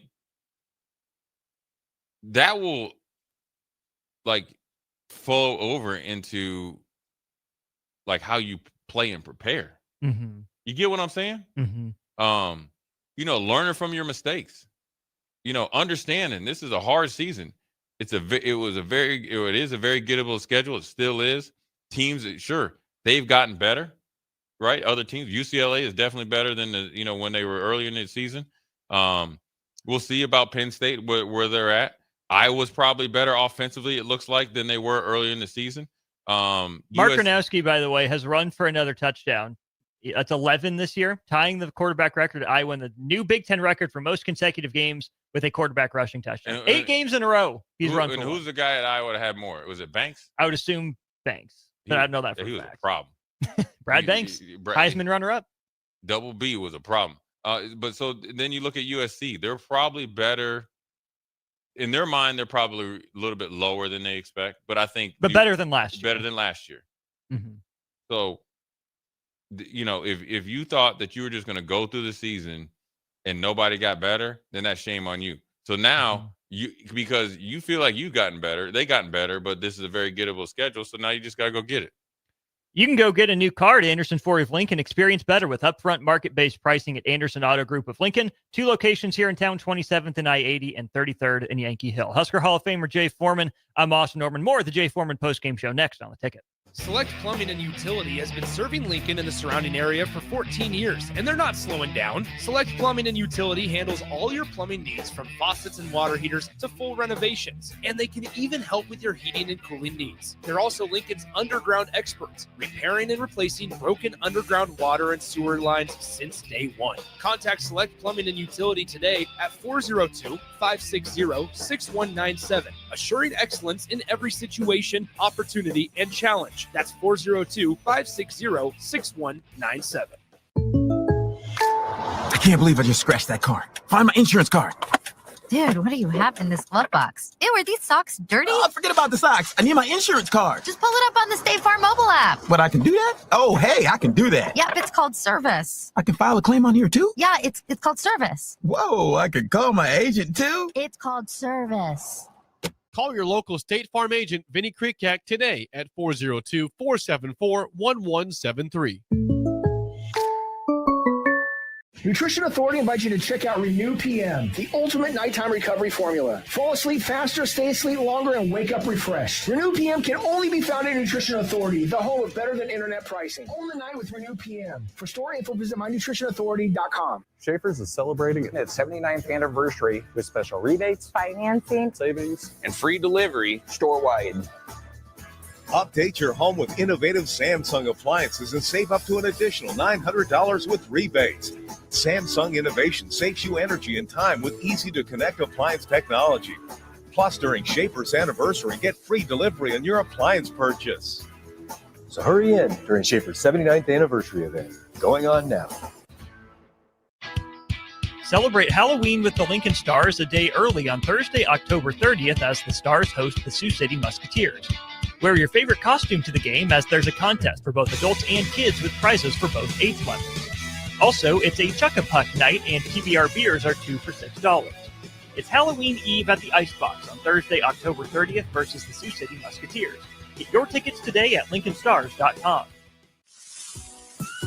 Hungry for something real? Come to HF Crave, Lincoln's favorite spot for burgers that are anything but basic. Locally sourced Nebraska beef, hand-cut fries, and bold flavors that'll make your taste buds cheer. Mmm. Whether you're craving the classics or ready to try something wild, they've got the burger that gets you. HF Crave. Fresh, local, craveable. Find them at 48th and Holdridge or order online at hfcrave.com. At Jimmy John's, we don't make sandwiches. We make the sandwich of sandwiches. We use fresh veggies because we don't hate salads. We just feel bad for them. We make our sandwiches exactly how you want because you're the one who's eating it. And we bake bread all day, every day because stale bread isn't bread. It's croutons. Sandwich history is written by the victors. Good thing we have legible handwriting. Jimmy John's, the sandwich of sandwiches. Order pickup or delivery on the app. Things that impair you come in many different shapes and sizes. Some are the shape of beer and liquor bottles. Others look like cigarettes but aren't cigarettes at all. These are the things we know impair us, the things our parents warned us about. What we're not always aware of is our new prescription or the over-the-counter medicine we picked up just for allergies or a bad cold. See, it doesn't just matter how much of a substance you take. If you are impaired, driving is deceptively dangerous. Don't drive impaired. Paid for by the NDOT Highway Safety Office. All right, Lincoln, if you're a diesel technician who's ready to earn up to $40 an hour and you're tired of working nights and weekends, listen up. Inland Truck Parts and Service is hiring experienced diesel technicians right here in Lincoln, and they're offering what every hardworking tech wants. Monday through Friday hours, no nights, no weekends, and paid training on advanced diesel technology. With 37 locations across 12 states, career advancement opportunities are endless. Start building towards your future and apply today at inlandtruck.com. That's inlandtruck.com. Or text APPLY to 785-369-1320. Nebraska farmers, harvest is here and every gallon counts. That's why Sapp Brothers Petroleum launched the Go Big Red Fuel Giveaway. When you contract your fuel with Sapp Brothers, enter to win $1,000 in fuel credits. As Husker Country knows, the only thing stronger than the roar at Memorial Stadium is the drive of a farmer putting food on the table. Fuel your farm with Sapp Brothers Petroleum and enter to win $1,000 in fuel credits. Visit sapbros.net today. Sapp Brothers Petroleum, fueling the heartland. Go Big Red. Anderson Ford in Lincoln has 2 convenient locations, which means 2 times the customer service, 2 times the inventory, and 2 times the ability to get you in the car of your dreams. Whether you visit us on the north side or the south side, you'll find more selection and a team that's always on your side. When you're looking for a better way to buy your next Ford, visit Anderson Ford in Lincoln, where exceptional service meets unbeatable selection. Stonebrook Exterior is your trusted partner in exterior solutions for both residential and commercial projects across Lincoln and Omaha. With over 2 decades of expertise, they deliver everything your building needs, all under one roof. From roofing and siding to gutters, wall systems, custom masonry, and metalwork, Stonebrook handles it all with precision, safety, and professionalism. Take the worry out of your exterior projects. Choose Stonebrook Exterior, where quality, safety, and service come together seamlessly. Visit StonebrookExterior.com or call 402-438-5559 to get your free quote today. Back to the Jay Foreman Postgame Show on 93.7 The Ticket and theticketfm.com. Powered by Baumgars, Anderson Ford, and Vinny Krekak of State Farm Insurance. Here are your hosts, Jay Foreman and Nick Sainert. Welcome back to Jay Foreman Postgame, 93.7 Ticket, ticketfm.com. You can be a part of the show, 402-464-5685. Our starter Heyman Jewelers text line and Honda of Lincoln hotline open and available for you. I'm Austin. He is Jay. Let's get right back to it. The starter Heyman Jewelers text line. From PacFan72, Nebraska really needs to recruit some interior defensive linemen. They recruited pass rushers so much they neglected the middle of the defense. In the Big Ten, you need the middle to be stout. Also, let's shore up the offensive line while we're at it. Not a huge impact day, I would say, for the defensive line, Jay. Riley Van Poppel had that tackle for no gain there in the first half. Other than that, took a while for Nebraska to crank up the heat, but a week after really getting called to the carpet.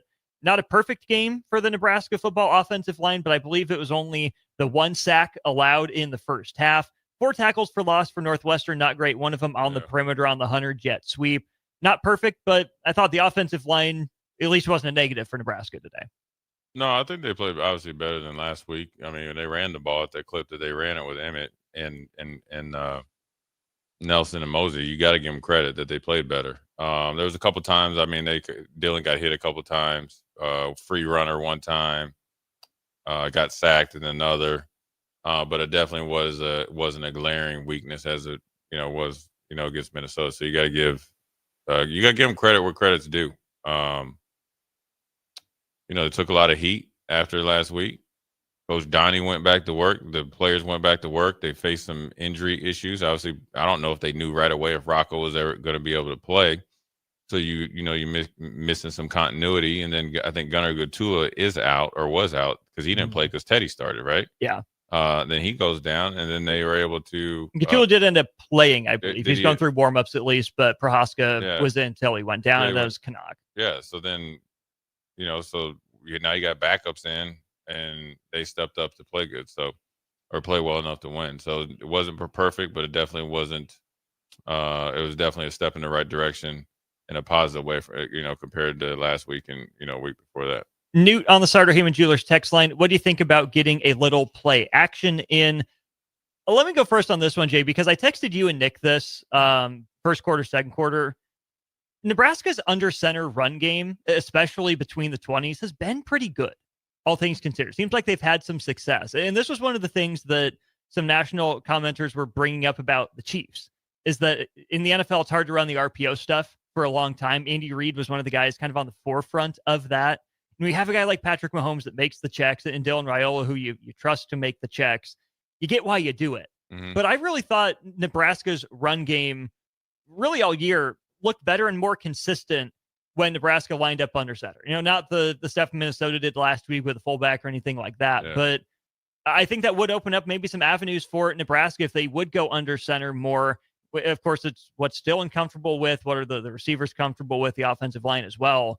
But I do think that that's something that as we get into November, I would like to see Nebraska go under center a little bit more. Yeah, I mean, but you also have to understand that USC and their coordinators they're focusing on that. So I think the execution needs to be, amped up, and in the RPO, you got to continue to make the right decision. Sometimes even if it's the RPO, you just run it. And that's where you come from experience of being a veteran quarterback, along with the coordinator, being in conjunction and allowing you to kind of make the layup play. Mm-hmm. And so, they've ran the ball conventionally a lot better than they have, obviously, in quite some time. And I'm a big believer in the conventional run game. The play action can be set up from that, but the play action has to be off of said conventional run play, off of said RPO play. You can't get play action, the same type of influence from play action, if you, at least from my perspective as a defender, if you're play actioning off two different types of personnel groups in offensive kind of systems. Well, it's got to look like what you do normally. Yeah. It's got to look like the conventional run in a lot of ways to make sure it's as effective as it can possibly be. Because if you just show the ball and you've never run the ball out of that formation before, is it really going to do you any good? Yeah, I mean, it's so, I think of course, that's the answer. And I think, all play action is set up off of two things: the threat that you're going to run the ball, and that's probably coming the threat is from you've had prior success at some point, right? And then obviously the reality is that you're having success in the moment, and then you want to really influence it by getting them to bite on something that hurt them before, or which you have done previously to at least a good amount of success, and being able to have actions off of it that are not outside of your core principles, right? So if you're running play action and you run like Michigan, they ran at what I called level routes, a flat route, a mid-level, a deeper route, and then they had emergency. You can run straight play action off of the runs that they beat us on or got success on and get to the same concepts. That's where you have an efficient pass game off of those.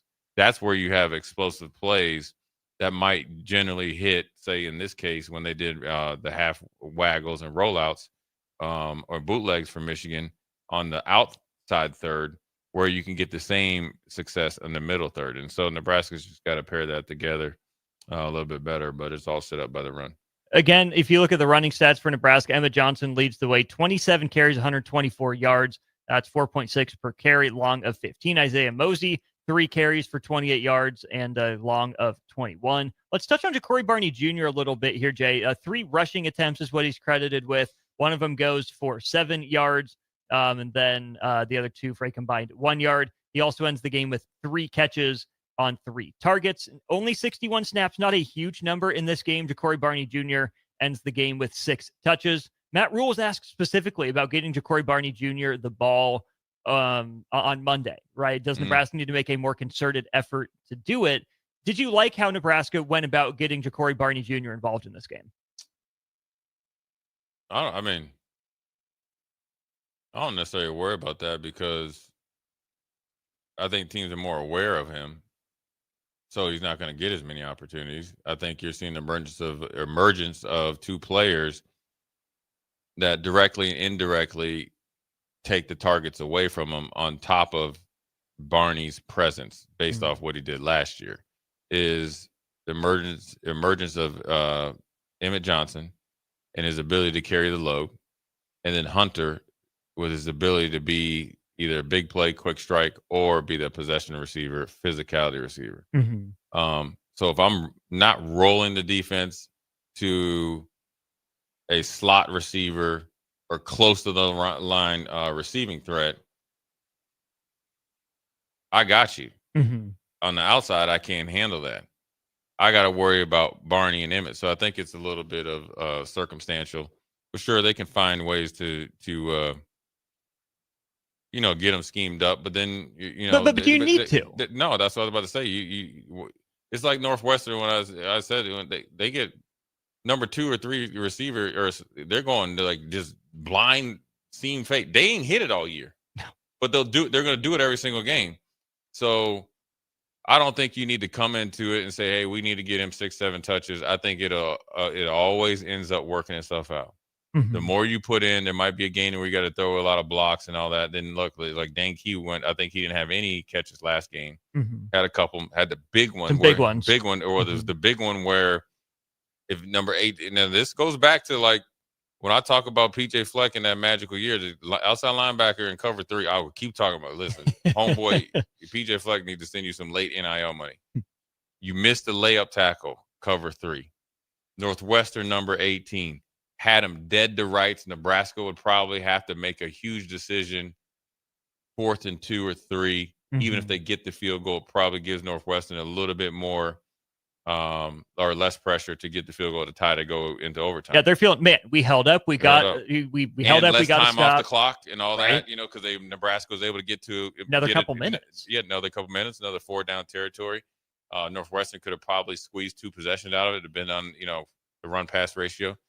So Dan Key came up big. So I think you just got to go into the game and continue to prepare because you just never know. You could think USC is going to try to eliminate Barney or eliminate Hunter, and then it's your turn. So if you don't prepare that you're going to be get active that game, you won't be able to be able to live up to the moment. I'm still waiting to see Ja'Cory Barney Jr. put it all together. I know he's just a sophomore, but Jay, let me ask you this. What is the defining strength for Ja'Cory Barney Jr.? What is he best at? What's his number 1 skill for Nebraska? His number 1 skill? Yeah, what is he best at? Are you talking about like this year for last year? I think last year. Just as a player, like what is Ja'Cory Barney Jr. the best at as a player for Nebraska? I think he gives you that exciting play and that potential in the middle of the field. He's done it. He did it last year. Now, listen, listen, man. It's not sophomore slump. It's like you're not surprising nobody this year. We know who you are. Nobody knew who you were last year. And you didn't have this type of skill position guys around you. Everybody leveled up. That doesn't mean he's a different player. Now, where he needs to get – here's where people need to understand from a football standpoint the difference of what you're seeing and what's actually happening. So he's had some huge returns, right? It's easy to see. Guys are coming – now, granted, they come down there and knock your head off, but it's easy to see, and you have better special teams this year. So to really see where you got to go, it's one cut, go. Now you one-on-one with a linebacker, a lineman, and you got to just, make sure they don't rally. When people are expecting, and this is where his experience and where he can take it the next level, and maybe this is answering it, is that when you're running those jet sweeps or you're catching those like option routes, you are actually reading the defense as you're actually catching the football. Reading or feeling the defense? You're reading the defense. Okay.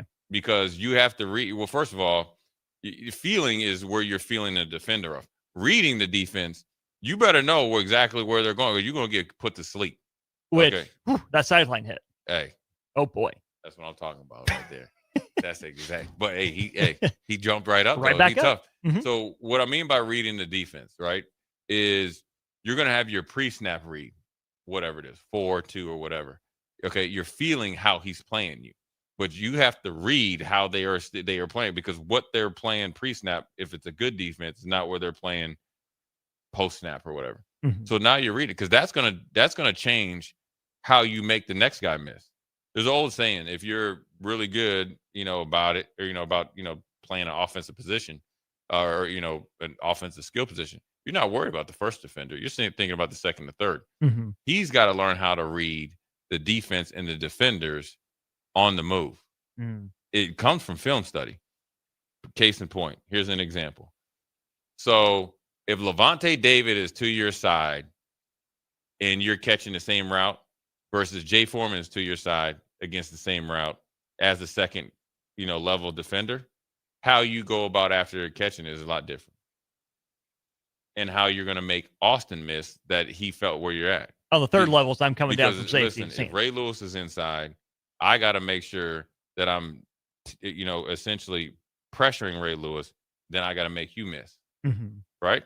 Now, if I got a defender out there, maybe I try to make the other guy miss and try to get upfield and get right down the middle. So it's a whole new nuances of it.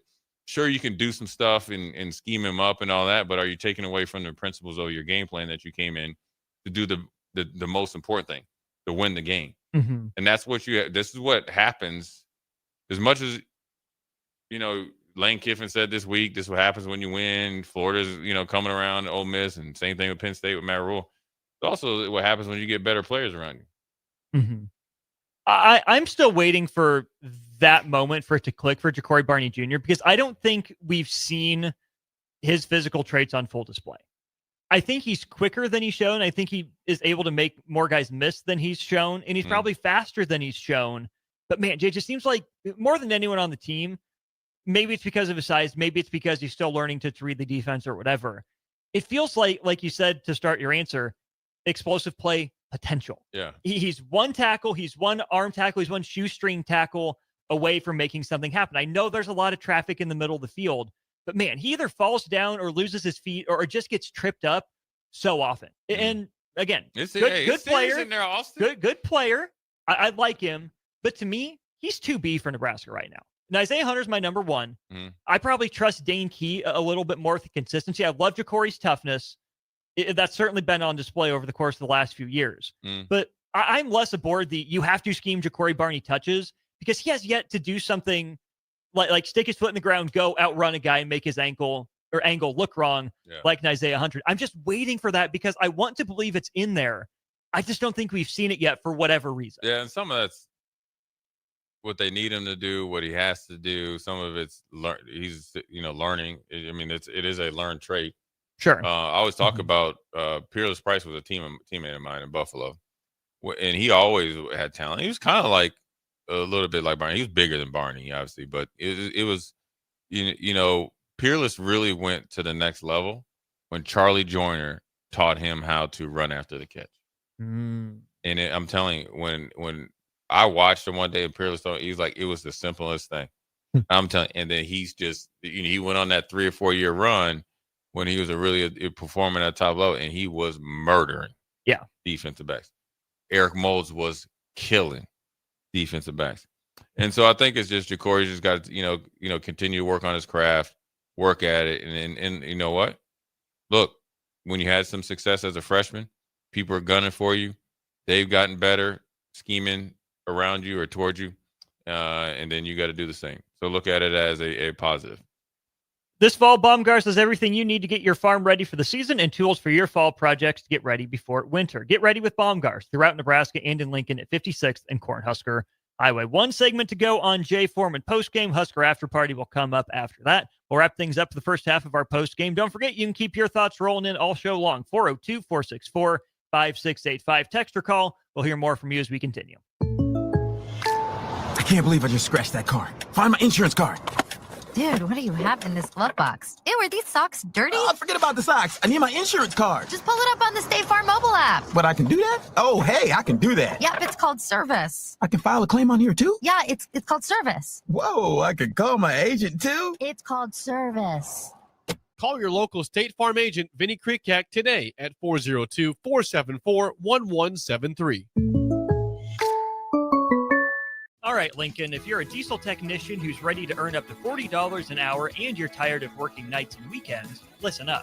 Inland Truck Parts and Service is hiring experienced diesel technicians right here in Lincoln, and they're offering what every hardworking tech wants. Monday through Friday hours, no nights, no weekends, and paid training on advanced diesel technology. With 37 locations across 12 states, career advancement opportunities are endless. Start building towards your future and apply today at inlandtruck.com. That's inlandtruck.com. Or text APPLY to 785-369-1320. Schaefer's is celebrating its 79th anniversary with special rebates, financing, savings, and free delivery store-wide. Update your home with innovative Samsung appliances and save up to an additional $900 with rebates. Samsung Innovation saves you energy and time with easy-to-connect appliance technology. Plus, during Schaefer's anniversary, get free delivery on your appliance purchase. So hurry in during Schaefer's 79th anniversary event, going on now. At Jimmy John's, we don't make sandwiches. We make the sandwich of sandwiches. We use fresh veggies because we don't hate salads. We just feel bad for them. We make our sandwiches exactly how you want because you're the one who's eating it. And we bake bread all day, every day because stale bread isn't bread. It's croutons. Sandwich history is written by the victors. Good thing we have legible handwriting. Jimmy John's, the sandwich of sandwiches. Order pickup or delivery on the app. Stonebrook Exterior is your trusted partner in exterior solutions for both residential and commercial projects across Lincoln and Omaha. With over 2 decades of expertise, they deliver everything your building needs, all under one roof. From roofing and siding to gutters, wall systems, custom masonry, and metalwork, Stonebrook handles it all with precision, safety, and professionalism. Take the worry out of your exterior projects. Choose Stonebrook Exterior, where quality, safety, and service come together seamlessly. Visit StonebrookExterior.com or call 402-438-5559 to get your free quote today. Nebraska fans, it's game day in downtown Lincoln. Big Ten Sports Bar is your ultimate spot to catch Nebraska football and volleyball with every game on every screen all day long. Today, they're bringing the party with Sidetrack Band all day long, and Honeytown takes over tonight. Doors open bright and early at 8 a.m. Grab breakfast, stay for the game, and keep the night going with the full kitchen open until midnight. Big Ten Sports Bar, downtown Lincoln's home for Nebraska sports, bands, good food, and good drinks. Stonebrook Exterior is your trusted partner in exterior solutions for both residential and commercial projects across Lincoln and Omaha. With over 2 decades of expertise, they deliver everything your building needs, all under one roof. From roofing and siding to gutters, wall systems, custom masonry, and metalwork, Stonebrook handles it all with precision, safety, and professionalism. Take the worry out of your exterior projects. Choose Stonebrook Exterior, where quality, safety, and service come together seamlessly. Visit StonebrookExterior.com or call 402-438-5559 to get your free quote today. Hungry for something real? Come to HF Crave, Lincoln's favorite spot for burgers that are anything but basic. Locally sourced Nebraska beef, hand-cut fries, and bold flavors that'll make your taste buds cheer. Whether you're craving the classics or ready to try something wild, they've got the burger that gets you. HF Crave. Fresh, local, craveable. Find them at 48th and Holdridge or order online at hfcrave.com. Nebraska farmers, harvest is here and every gallon counts. That's why Sapp Brothers Petroleum launched the Go Big Red Fuel Giveaway. When you contract your fuel with Sapp Brothers, enter to win $1,000 in fuel credits. As Husker Country knows, the only thing stronger than the roar at Memorial Stadium is the drive of a farmer putting food on the table. Fuel your farm with Sap Brothers Petroleum and enter to win $1,000 in fuel credits. Visit sapbros.net today. Sap Brothers Petroleum, fueling the heartland. Go Big Red. Baumgart's loyalty shopping event is happening today. Loyalty Rewards members can save $50 on their purchase of $200 or more. You heard that right. Spend $200 or more on any merchandise of your choosing in the store. So no gift cards. And you'll save $50 instantly. The $200 spend is pre-tax and cannot be combined with other discounts or offers. It's all happening today only. So sign up as a loyalty member and save. Only at your neighborhood Baumgart's. This is Lincoln's home for sports talk on the FM dial. Also online at theticketfm.com. On the internet, KNTK FM Firth, 93.7 The Ticket. Back to the Jay Foreman Postgame Show on 93.7 The Ticket and theticketfm.com. Powered by Baumgart's, Anderson Ford, and Vinny Kreekak of State Farm Insurance. Here are your hosts, Jay Foreman and Nick Sainer. Back one final time on Jay Foreman Postgame. I'm Austin Norman. He is Jay Foreman. Protect yourself from the unexpected. Contact Vinny Kreekak and his team at State Farm for a personal price plan to take the guessing out of insurance. Call today, 402-474-1173. Jay, we're up against it. We almost kept you the full hour and a half. Now we got plenty more football to watch. It'll be a good football weekend now that Nebraska won. Any final takeaways or any final thoughts as we start to turn the calendar to the month of November for a bowl-eligible Nebraska football team? Hey, man, you handle your business. You're at the ceiling of the floor, what I like to say, and now it's onward and over. Let's see what you do now with some house money, and let's see what you do now playing some big-time games. And look, congrats and all that stuff, and I'm not taking away from that, but now it's onward and upward. I'm not trying to minimize the win because it's huge, especially off the dynamics, but let's shoot for some more. People have maybe tried to minimize the last couple games for Nebraska. Let's even just go back to Michigan State. You don't see them very often. Whatever.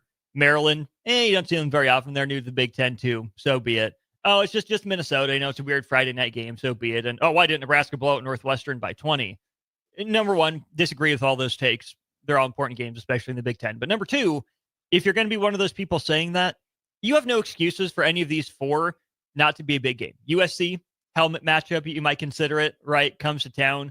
Nebraska's close if they're not. Yeah. Nebraska's never beat USC. Okay? Never. Not in school history. Has not happened. Okay? Got to try to turn that around.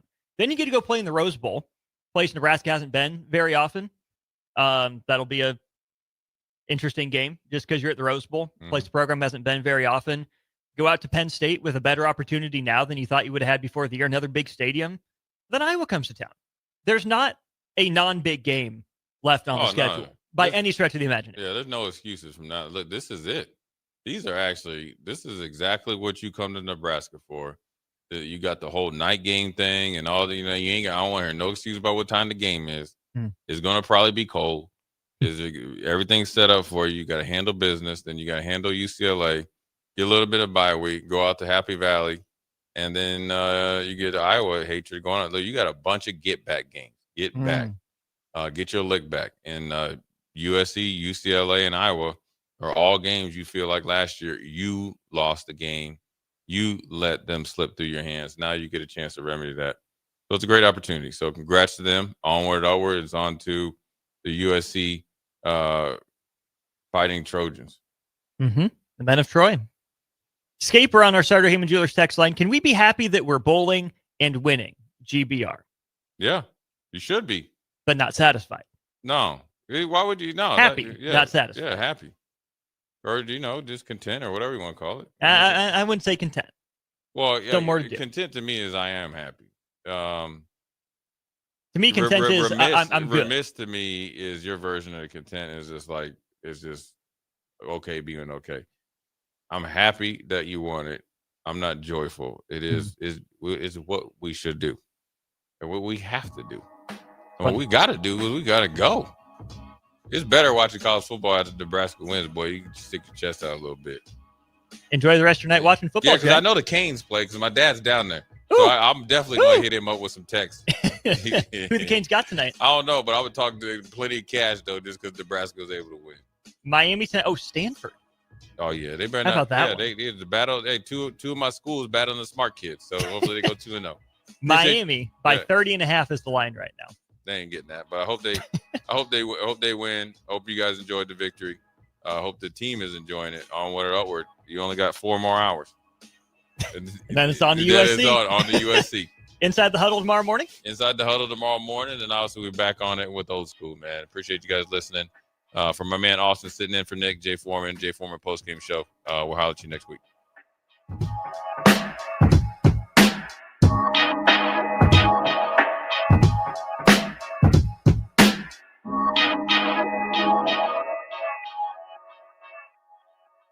Stonebrook Exterior is your trusted partner in exterior solutions for both residential and commercial projects across Lincoln and Omaha. With over 2 decades of expertise, they deliver everything your building needs, all under one roof. From roofing and siding to gutters, wall systems, custom masonry, and metalwork, Stonebrook handles it all with precision, safety, and professionalism. Take the worry out of your exterior projects. Choose Stonebrook Exterior, where quality, safety, and service come together seamlessly. Visit StonebrookExterior.com or call 402-438-5559 to get your free quote today. Baumgart's loyalty shopping event is happening today. Loyalty Rewards members can save $50 on their purchase of $200 or more. You heard that right. Spend $200 or more on any merchandise of your choosing in the store, so no gift cards, and you'll save $50 instantly. The $200 spend is pre-tax and cannot be combined with other discounts or offers. It's all happening today only. So sign up as a loyalty member and save only at your neighborhood Baumgart's. Hey there, this is Paul Scheel, owner of High Electric. I want to thank our friends and loyal customers and introduce High Electric to those looking for a new electrician. We've been serving the Lincoln and Omaha area for over 30 years, from design to install, upgrades, and repair. If you are a homeowner or a small business needing some electrical work, call us at 402-466-6606 or check us out at hyelectric.com. We look forward to hearing from you. MWR is dedicated to building attractive, affordable steel buildings that exceed your expectations. From commercial to residential to agriculture storage, steel buildings are cost-effective, attractive, and versatile. Plus, they're a lasting investment and an ideal choice. MWR uses Sentinel Building Systems out of Albion and can service you all over the state and region. If you have interest in a steel building, post-frame building, or fencing, give MWR a call today at 402-980-5273 or go to mwrbuildingandfence.com. Things that impair you come in many different shapes and sizes. Some are the shape of beer and liquor bottles. Others look like cigarettes but aren't cigarettes at all. These are the things we know impair us, the things our parents warned us about. What we're not always aware of is our new prescription, or the over-the-counter medicine we picked up just for allergies or a bad cold. See, it doesn't just matter how much of a substance you take. If you are impaired, driving is deceptively dangerous. Don't drive impaired. Paid for by the NDOT Highway Safety Office. Hungry for something real? Come to HF Crave, Lincoln's favorite spot for burgers that are anything but basic. Locally sourced Nebraska beef, hand-cut fries, and bold flavors that'll make your taste buds cheer. Whether you're craving the classics or ready to try something wild, they've got the burger that gets you. HF Crave. Fresh, local, craveable. Find them at 48th and Holdridge or order online at hfcrave.com. Anderson Ford in Lincoln has 2 convenient locations, which means 2 times the customer service, 2 times the inventory, and 2 times the ability to get you in the car of your dreams. Whether you visit us on the north side or the south side, you'll find more selection and a team that's always on your side. When you're looking for a better way to buy your next Ford, visit Anderson Ford in Lincoln, where exceptional service meets unbeatable selection. Husker fans know when you work together, great things happen. At Cornhusker Bank, they're more than your financial partner. With 5 locations in Lincoln and 1 in Omaha, they're your neighbors, your teammates, and your biggest fans. Whether you're saving for your first home, planning your future, or growing your business, they're right here in Nebraska to help you move forward together. Visit cornhusker.bank to learn more. Cornhusker Bank, member FDIC. Doing life together. Are you looking to upgrade your equipment and keep cash in your pocket? Through October at Landmark Implement, get up to a 24-month waiver on select John Deere tractors and combines, or lock in a 2.9% fixed rate for 36 months, followed by a qualified standard rate for another 36 months. Whether you're thinking of this year's harvest or planning ahead, we've got a solution that works for your bottom line. Visit your local Landmark Implement for more details, or check us out at landmarkimp.com and experience the Landmark difference. Things that impair you come in many different shapes and sizes. Some are the shape of beer and liquor bottles. Others look like cigarettes but aren't cigarettes at all. These are the things we know impair us, the things our parents warned us about. What we're not always aware of is our new prescription, or the over-the-counter medicine we picked up just for allergies or a bad cold. See, it doesn't just matter how much of a substance you take. If you are impaired, driving is deceptively dangerous. Don't drive impaired. Paid for by the NDOT Highway Safety Office. Hey guys, it's Adam Carricker here. As a former Husker and NFL player, I'm a health nut. Hydration and recovery starts at home. That's why I teamed up with Culligan of Lincoln. Soft water means better showers, cleaner dishes, and it protects my water heater and appliances. Their high-efficiency softener cuts salt and water usage. For drinking, I added a Culligan reverse osmosis. Bottled quality water right at my tap. Great taste, and it's certified to reduce tough contaminants like lead and PFAs. Right now, get up to $300 off a whole home system, or just $9.95 per month for your first 3 months. Schedule your free water test at CulliganHuskers.com. That's CulliganHuskers.com. Culligan of Lincoln, water you love. Go Big Red. Limited time offer. Participating dealers. Restrictions may apply. Welcome to the Husker After Party postgame show. 2 tight ends in the game as well. Raiola with time. There's Nelson. He's got it, and he's into the end zone for the first time in his career. Touchdown, Nebraska. The Husker After Party postgame show is brought to you by Anderson Ford, Baumgars, and Vinny Kreekak of State Farm Insurance. Ramir Johnson in the game at running back. This is a flip to Ja'Cory Barney. He waits for his block, and he steps in for the touchdown. Second down, done, intercepted. Malcolm Hartzog is second of the year. On 93.7 The Ticket and theticketfm.com. Nebraska 28, Northwestern 21. Huskers move to 6-2. Bowl eligible again. Austin Norman, Derek Pearson with you for the Husker After Party post-game show. Brought to you, as you just heard, by the great people at State Farm, specifically the Vinny Kreekak team, Baumgars, and Anderson Auto Group of Lincoln. 402-464-5685. The numbers if you want to be a part of the show, or drop a comment on our Starter Heyman Jewelers stream if you're watching worldwide. DP, the Huskers get it done. They move to 6-2. They're bowl eligible. Your immediate initial takeaways from a 28-21 Husker win? You and I talked last week, and I said we need to be cautionary about how we talked about last week's game, because it was just a game. That Nebraska would have another. The beauty of the Big Ten is having another chance to get it right, and they got it right. Like, for all the things that need to be fixed, they got it right. And the importance of that means that some lessons were learned. They didn't do this against Meatball State. This was the Northwestern team that has a lot of fight in it. Mm-hmm. They play smart football. They have moments, but everybody in the Big Ten has moments. So be able to celebrate 6 wins, because it hadn't been that frequent, and it's been pretty recent to get to a point where 6-2 with the opportunity. I mean, 4 games left, the opportunity to turn this into something else, something good. Mm-hmm. In order for a program to be great, it has to figure out how to be good, and figure out how to finish, and how to win in spite yourself sometimes. Those are natural steps. That's a natural progression. You can see progression.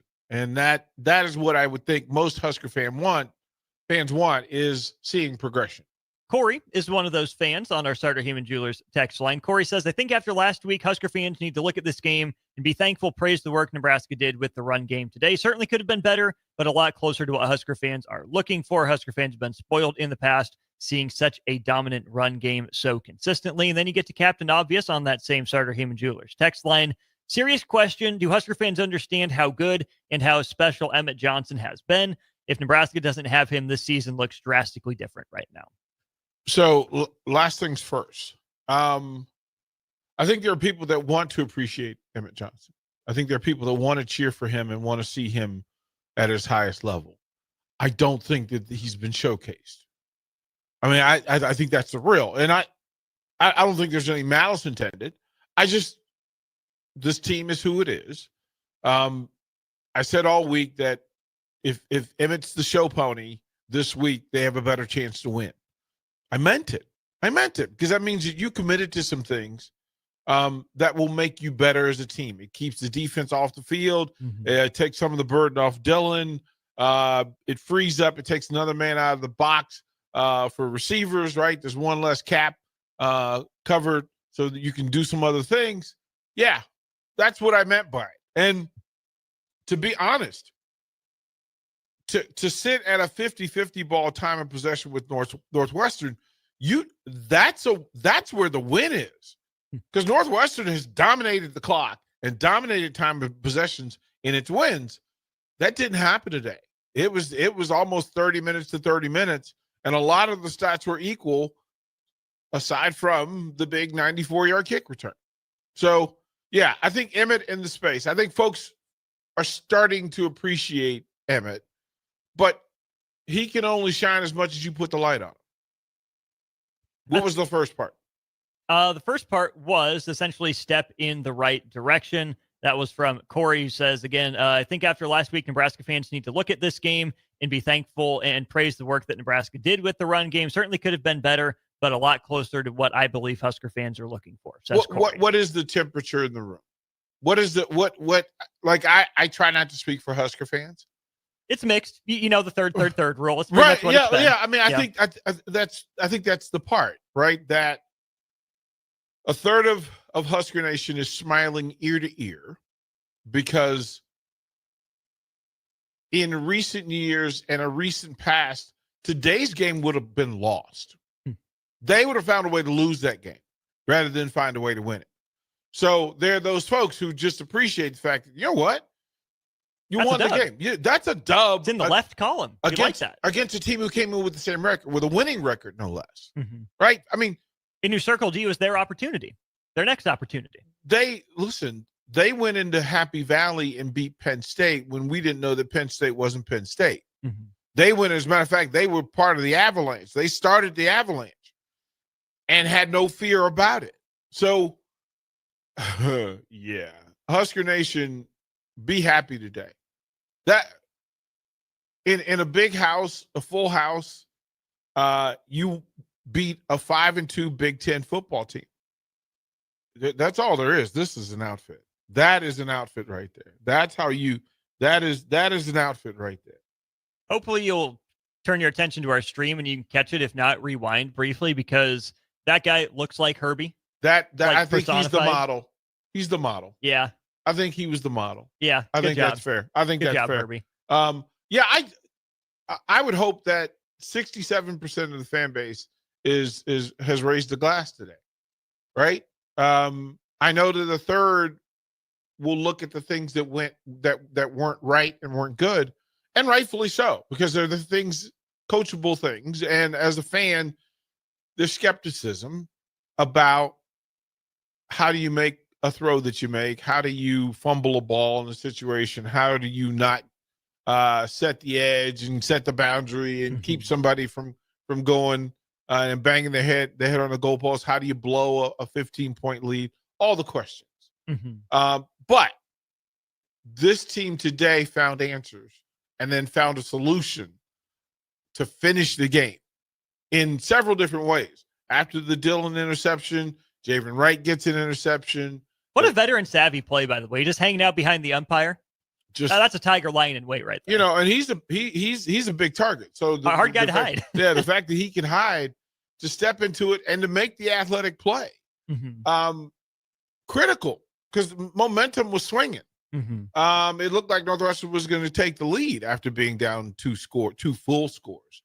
But he steps in, makes the play, and then to go length of the field in 4-minute drill. In 4-minute drill, it was purposeful. It looked like, and then the fact that they didn't get cued at the goal line, right? Like, I know we all had a moment where we were just like, oh, look at you, just playing football.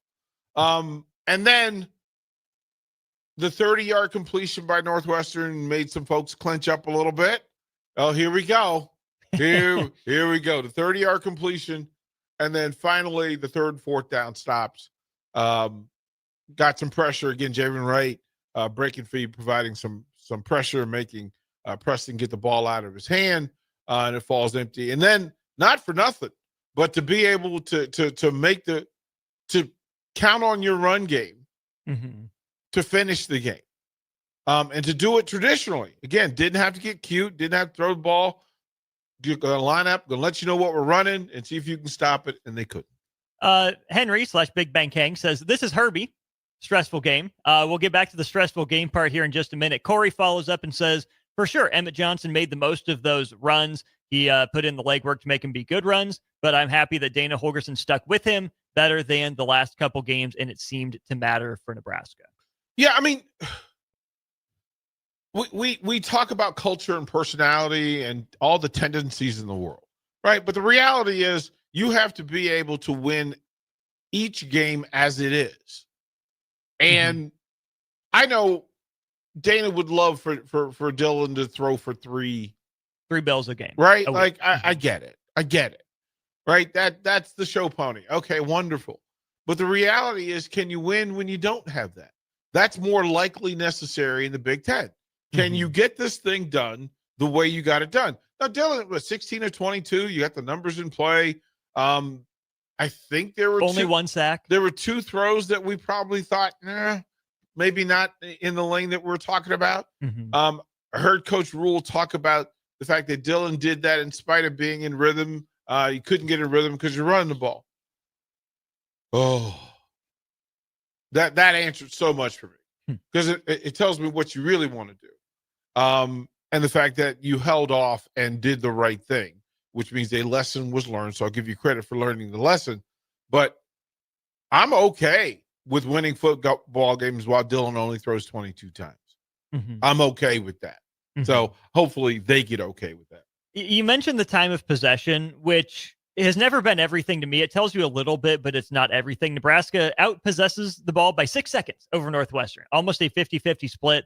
Nebraska gets it for 30 minutes and 3 seconds. Northwestern for 29 minutes and 57 seconds. Nebraska had the ball 9 times, Northwestern 10. If you want to count the possession at the end of the first half, you can. That's what I did.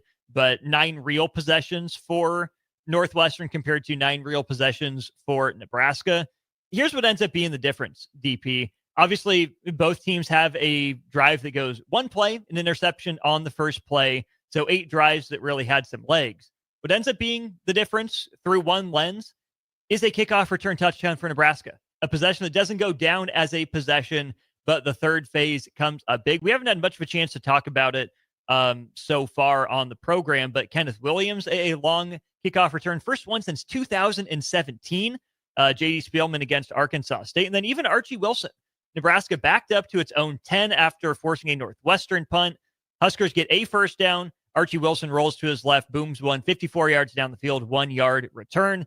And Nebraska holds Northwestern from there. Pretty solid game on the special teams front, playing some complimentary football. Yeah, so the kick return is the thing that you can't plan. You can't game plan that in. You can hope that you have some results. But they obviously did a good job because he had 2 exceptional returns. And it just looked like, okay, he was ready to break either of them. There was some sideline conversation, some conversation upstairs about the feistiness and the extracurricular stuff that was going on special teams.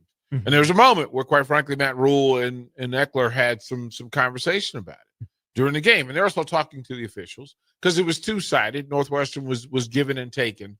And that's the thing to pay attention to, right? You got lucky late in the game, sideline, some extracurricular goes on. It could have flipped the thing and given the ball back to Northwestern in a critical moment. They called it on both teams. We all exhaled because, woof, that would have been a terrible way to do it. Mm-hmm. Sometimes holding discipline for the guys that don't play a lot is way more difficult than your starters. Mm. Your starters hear the repetition and the verbiage more often. Hey, if it's extra, leave it alone. Do your job. You don't have to do extra.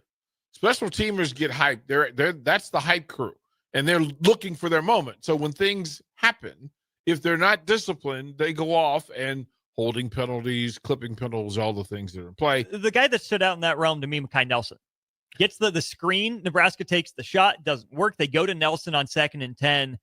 Not the biggest guy in the world. Lowers the shoulder. Knocks the guy down as he's going out of bounds for a gain of 6 yards.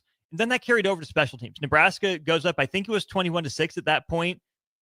And then here comes Nelson with the unnecessary roughness 15-yard penalty. So instead of giving Northwestern the ball at the 25, they get it at the 40. And then there was another time, maybe that was the 21-6 after Nebraska scored. Nelson starts talking a little bit to a guy he knocked down in the middle of the field as well. In DP, I'm of two minds of that. Number one, you got to walk that line. I've been asking for Nebraska to have some edge, some toughness to it that they've earned, right? You can't, walk the walk, or just can't talk the talk without walking the walk, right? I've been asking Nebraska to find some toughness, to find some edge, to find that guy that can fire them up, get them going, provide some emotion. But we talk about Big Ten style games. This was one of them.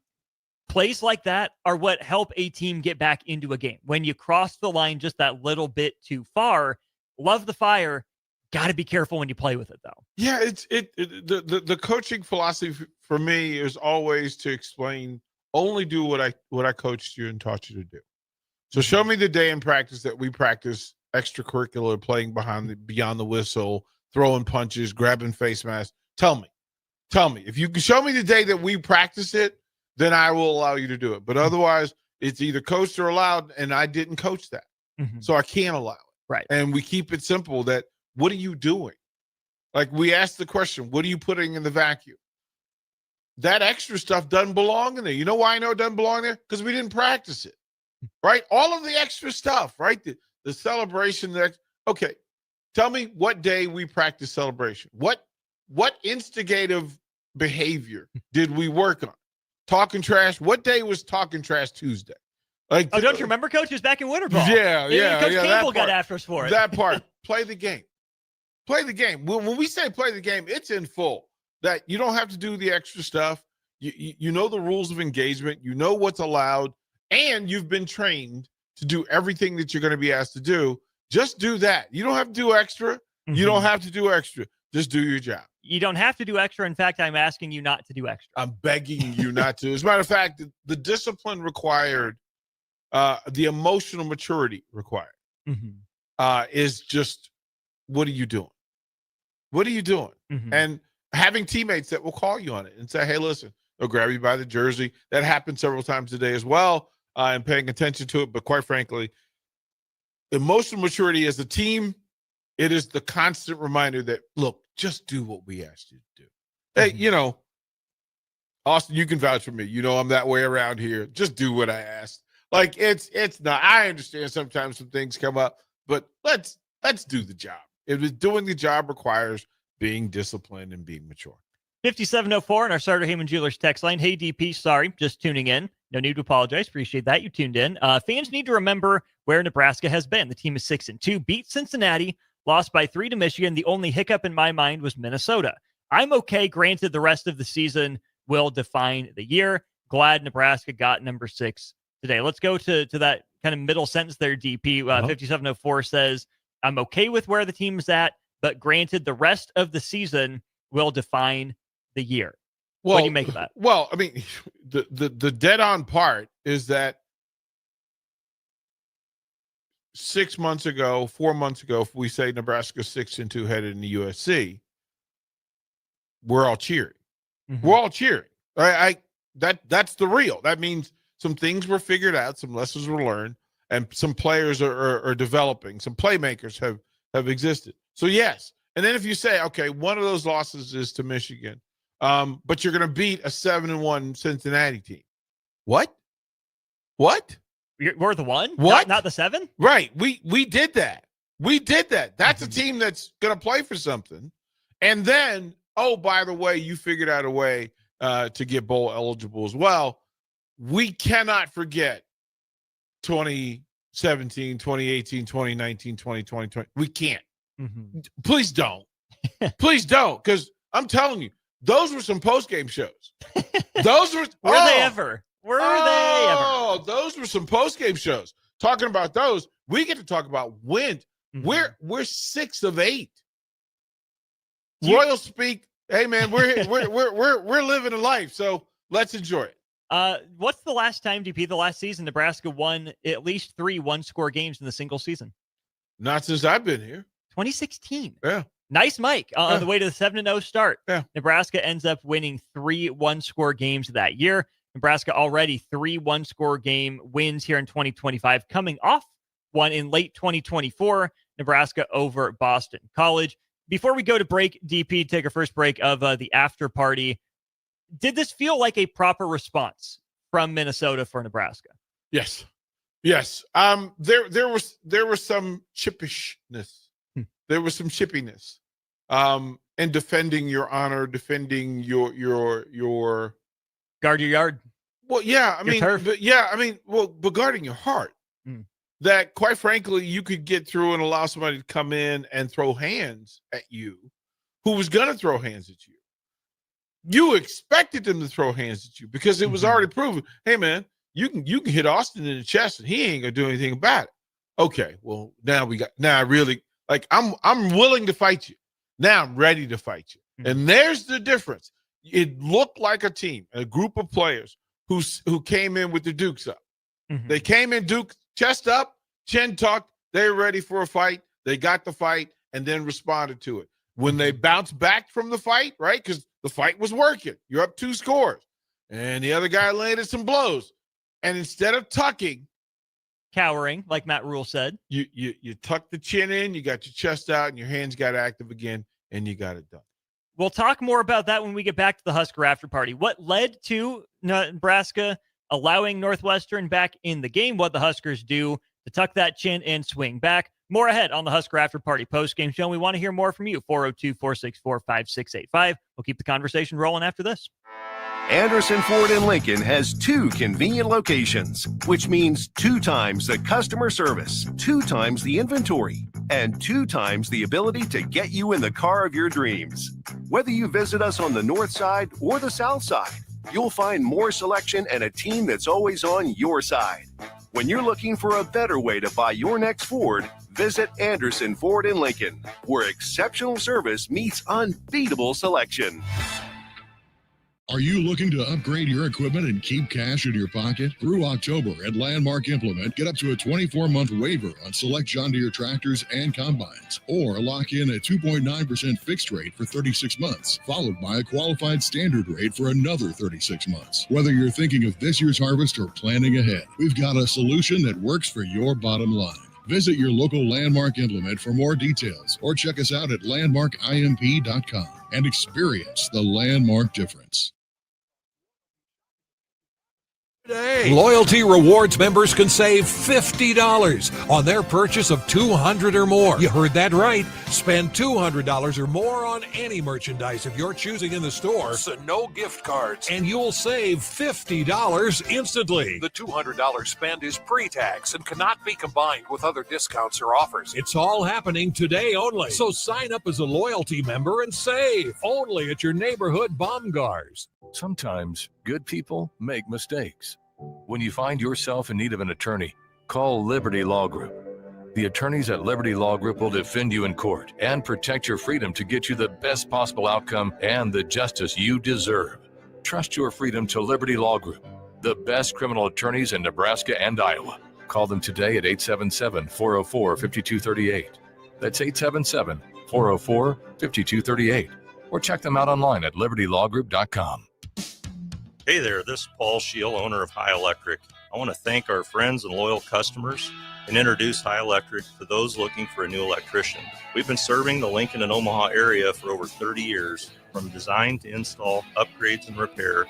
If you are a homeowner or a small business needing some electrical work, call us at 402-466-6606 or check us out at hyelectric.com. We look forward to hearing from you. At Jimmy John's, we don't make sandwiches. We make the sandwich of sandwiches. We use fresh veggies because we don't hate salads. We just feel bad for them. We make our sandwiches exactly how you want because you're the one who's eating it. And we bake bread all day, every day, because stale bread isn't bread. It's croutons. Sandwich history is written by the victors. Good thing we have legible handwriting. Jimmy John's, the sandwich of sandwiches. Order pickup or delivery on the app. Stonebrook Exterior is your trusted partner in exterior solutions for both residential and commercial projects across Lincoln and Omaha. With over 2 decades of expertise, they deliver everything your building needs, all under one roof. From roofing and siding to gutters, wall systems, custom masonry, and metalwork, Stonebrook handles it all with precision, safety, and professionalism. Take the worry out of your exterior projects. Choose Stonebrook Exterior, where quality, safety, and service come together seamlessly. Visit StonebrookExterior.com or call 402-438-5559 to get your free quote today. Husker fans know when you work together, great things happen. At Cornhusker Bank, they're more than your financial partner. With 5 locations in Lincoln and 1 in Omaha, they're your neighbors, your teammates, and your biggest fans. Whether you're saving for your first home, planning your future, or growing your business, they're right here in Nebraska to help you move forward together. Visit cornhusker.bank to learn more. Cornhusker Bank, member FDIC, doing life together. Hungry for something real? Come to HF Crave, Lincoln's favorite spot for burgers that are anything but basic. Locally sourced Nebraska beef, hand-cut fries, and bold flavors that'll make your taste buds cheer. Whether you're craving the classics or ready to try something wild, they've got the burger that gets you. HF Crave. Fresh, local, craveable. Find them at 48th and Holdridge or order online at hfcrave.com. Welcome back to the Husker After Party Postgame Show. The Husker After Party Postgame Show is brought to you by Anderson Ford, Baumgars, and Vinny Kreekak of State Farm Insurance on 93.7 The Ticket and theticketfm.com. Rolling right along on the Husker After Party Postgame Show. Austin Norman and DP with you. 402-464-5685. You want to be a part of the show? Let us know. Starter Human Jewelers text line and Honda of Lincoln hotline, always available and open for you. Let's get to this, DP, from Big Bang Hank on the text line. The text line is funny. They are. You guys are hilarious. We love them. We don't hate you. No. We'll laugh at you sometimes. Hilarious. We love you. Big Bang Hank says, stressful game. That's his comment. Stressful game. It was for a while. Nebraska sputtered a little bit on offense, only leading 7-6 at the break. The spark of the special teams touchdown goes a long way for Nebraska. They get a stop. They score again on a short field to take a 21-6 lead. And I think Husker fans knew better than to think the game was over. They've been in that boat before. But from your vantage point up there on the 6th floor, what do you think most contributed to Nebraska allowing those 15 consecutive points to Northwestern to allow the game to be tied again? A terrible call. A terrible call. Hey, listen, there have been some bad calls. So we're not surprised by bad calls. Mm-hmm. We're really bothered by bad replay calls. A bad call initially that gets reviewed and somehow upheld.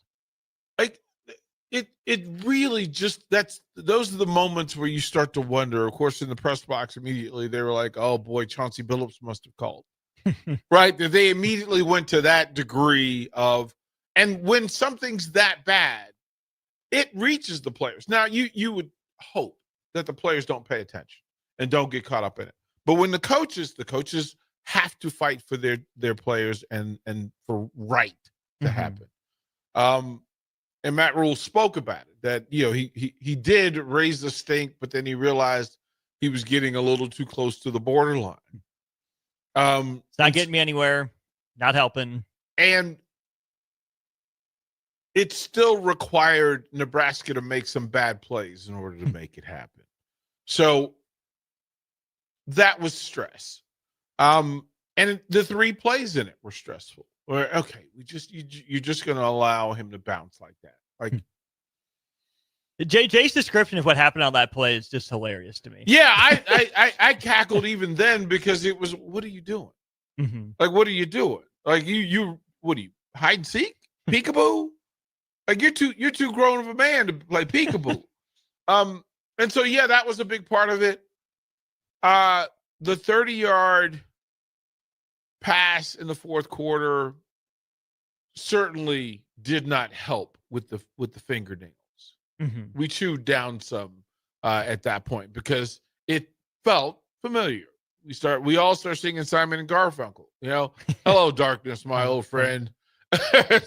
Like he revisited. He was just waving. Mm-hmm. Like he was just waving. He was walking up to the front porch. He was knocking. Right, like he was standing at the gate, like I'm about to do this again. Yeah. So for them to go through that and then regather, regroup, in the coaching aspect, we always talk about reloading.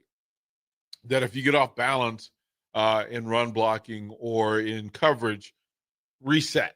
So you sink the hips, get to the balls of the feet, get your neck fat again, and then you reload. Well, that's what they did. They reloaded and figured out, okay, if we put pressure on this kid, maybe he'll give us one. If we put pressure on this kid, maybe he'll get the ball out of his hand too soon. And then you don't allow for time for routes to develop. Northwestern notoriously slow route development, and that's what got you through. So you survived the stress by making plays. Bravo. I think from what I was hearing from fans, the score ended about where they would have guessed, but with plenty of twists and turns. And I think, DP, some of the fans that we're hearing from maybe in that middle 33%, but certainly in the 33% that is maybe not satisfied with this win and wanted to see more. Comment and question that Jay and I got a couple times is, why does Nebraska always have to make it so interesting? Jay talked about closing the game, and you don't close the game, like I said before, until there's quadruple zeros on the clock. But man, you think about one of those 2 batted balls in the first half ends up in Nebraska's arms. Riley Van Poppel was over that fumble. He was over it. That's a big dude, but he wasn't on it. And so, no, Nebraska couldn't have closed the game out in the first half. But DP, I think the next step for a lot of Husker fans is that they'd rather see Nebraska, when they get up, a possession or 2, keep the other team at arm's length. Okay, give Northwestern 1 touchdown. They got some playmakers on offense. Can Nebraska at least go down and get a field goal and not allow these long runs? Nebraska hasn't been great in conference play of just keeping teams at arm's length. They let them get into the body, and then they end up with a stiff arm at the end more often than not. Well, I think you nailed it, but it's in conference. Mm-hmm. It's in conference. It's not supposed to be easy. Mm-hmm. Especially if you're in the middle third, it's never easy. Top third teams in the Big Ten, hey, you get a break. But not supposed to be. And teams that are familiar with being in the top third. Like, we can talk about Iowa all we want, that maybe it's a down year or a little bit less down, but if you ask them today, they're a middle third team who got a break, or they, in their heads, they're still a top third team, and they acted like it. Mm-hmm. They acted like it. Indiana, it's top third team. Appreciate you, UCLA, but you need to take this spanking. It's just sometimes in the space, it's just what happens. This is not a team that's built to exploit bad teams. That wasn't a bad team. That's a good team. Mm-hmm. So the fact that you're up 2 scores is the upset. That's actually the upset. It's now, can you finish? Well, learning to finish is not easy. Not in any sport, not at any level. It's just not. You have to learn how to finish. Nebraska's learning how to finish. They did it today. Like that's impressive. That final drive and the stop defensively, that's enough to celebrate and applaud out loud. How did Nebraska finish? They went to their playmakers. DP, I want to rewind us just a handful of hours back, probably about 7 hours ago on pregame. Someone said something prescient. Don't know who it would be, but let's just go ahead and roll the clip here. As much as Nebraska wants to tout its depth and its balance, it needs to know last week, 2 weeks ago, but at least by now, who its top 3 playmakers are. Mm-hmm. I really think it's top 3. Give me a running back, give me 2 receivers or pass catchers, whatever you want to say. Those guys have to be on the field 75% of the time or more. To me, that's this lineup. It's Key, Barney, Hunter, Lindenmeyer, Emmett Johnson. If those 5 guys are on the field, you can do anything in your playbook, anything you want to do, and those guys will get their opportunities. Let's go down the touches here, DP, for Nebraska on offense. Nebraska running the ball. 27 of the 39 recorded carries go to Emmett Johnson. You factor out the team kneel downs and the sacks from Dylan Raiola. Then you're left with 3 carries for Isaiah Mosey, average 9 a pop thanks to a 21-yard run. Okay, spot duty there.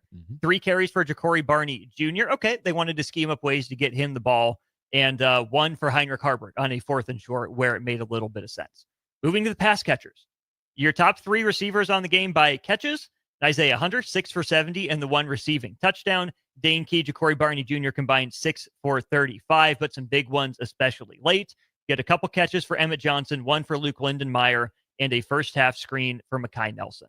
Nebraska ran other guys out there. Quinn Clark, Cortez Mills got in the game. A little miscommunication, perhaps, between Raiola and Mills on one, and I think it was the first quarter. But DP, I really liked what Nebraska did in having its best players on the field that often. The guys that touched the ball for Nebraska were its best players on offense. I get balance. I get depth. I really appreciated what Dana Holgorsen did in featuring the main guys. Let your best players be your best players. I thought he was good about that today. I hate to tell you, this team is not good enough not to have his best people out there. I agree. I understand the selling point in transfer portal and recruiting, et cetera. If you're having good weeks, good reps, you'll play. Hey, maybe there's a thing that you do better than the people who are the starters. Maybe that's the thing. But you're not good enough. Again, if you're in the top third of the Big Ten, you're good enough to run that next group out there and get them, promise them reps. If your top guys are tired or fatigued, okay, I need to talk to a trainer. That's an us thing. I need to figure out why you can't play these reps. Right. Like I want to know, my receiver tired? What are you doing tired? You're an antelope. What do you mean you're tired? And in the run game, it's nice to have a backup, but if you don't have a backup that's just as good as your starter, I'm sorry, you're the backup. You're the fill-in guy. If Emmett gets tired, okay, fine. And I'm not even sorry. Wait your turn. Grind, work while you wait. Get ready for your time. But this is a dude. I'm a member of until I have enough talent to play everybody, I play my starters. I play my best players because there are too many critical moments in Big Ten football where I need to get the ball to my best player. Yeah. And sometimes my best player is playing against their best player. Sometimes Dane Key gets locked up over there, right? You run the fade route. Wasn't there. You know why? Their guy did a really good job. He did a really good job of running with it. Several of those route combinations, their guys did their job. And it's Northwestern. They're 5-2. They got players too. They're known for doing their job. They got players too. So then it becomes, can your playmakers actually make the plays enough, actually more than their guys? And that's what happened. So, yeah, I'm a member of play your dudes. Whoever your dudes are, your best player. And we talked this week. Emmett's the best player. Stop playing with me. Stop playing with me. I understand we have playmakers on the outside, and I like that.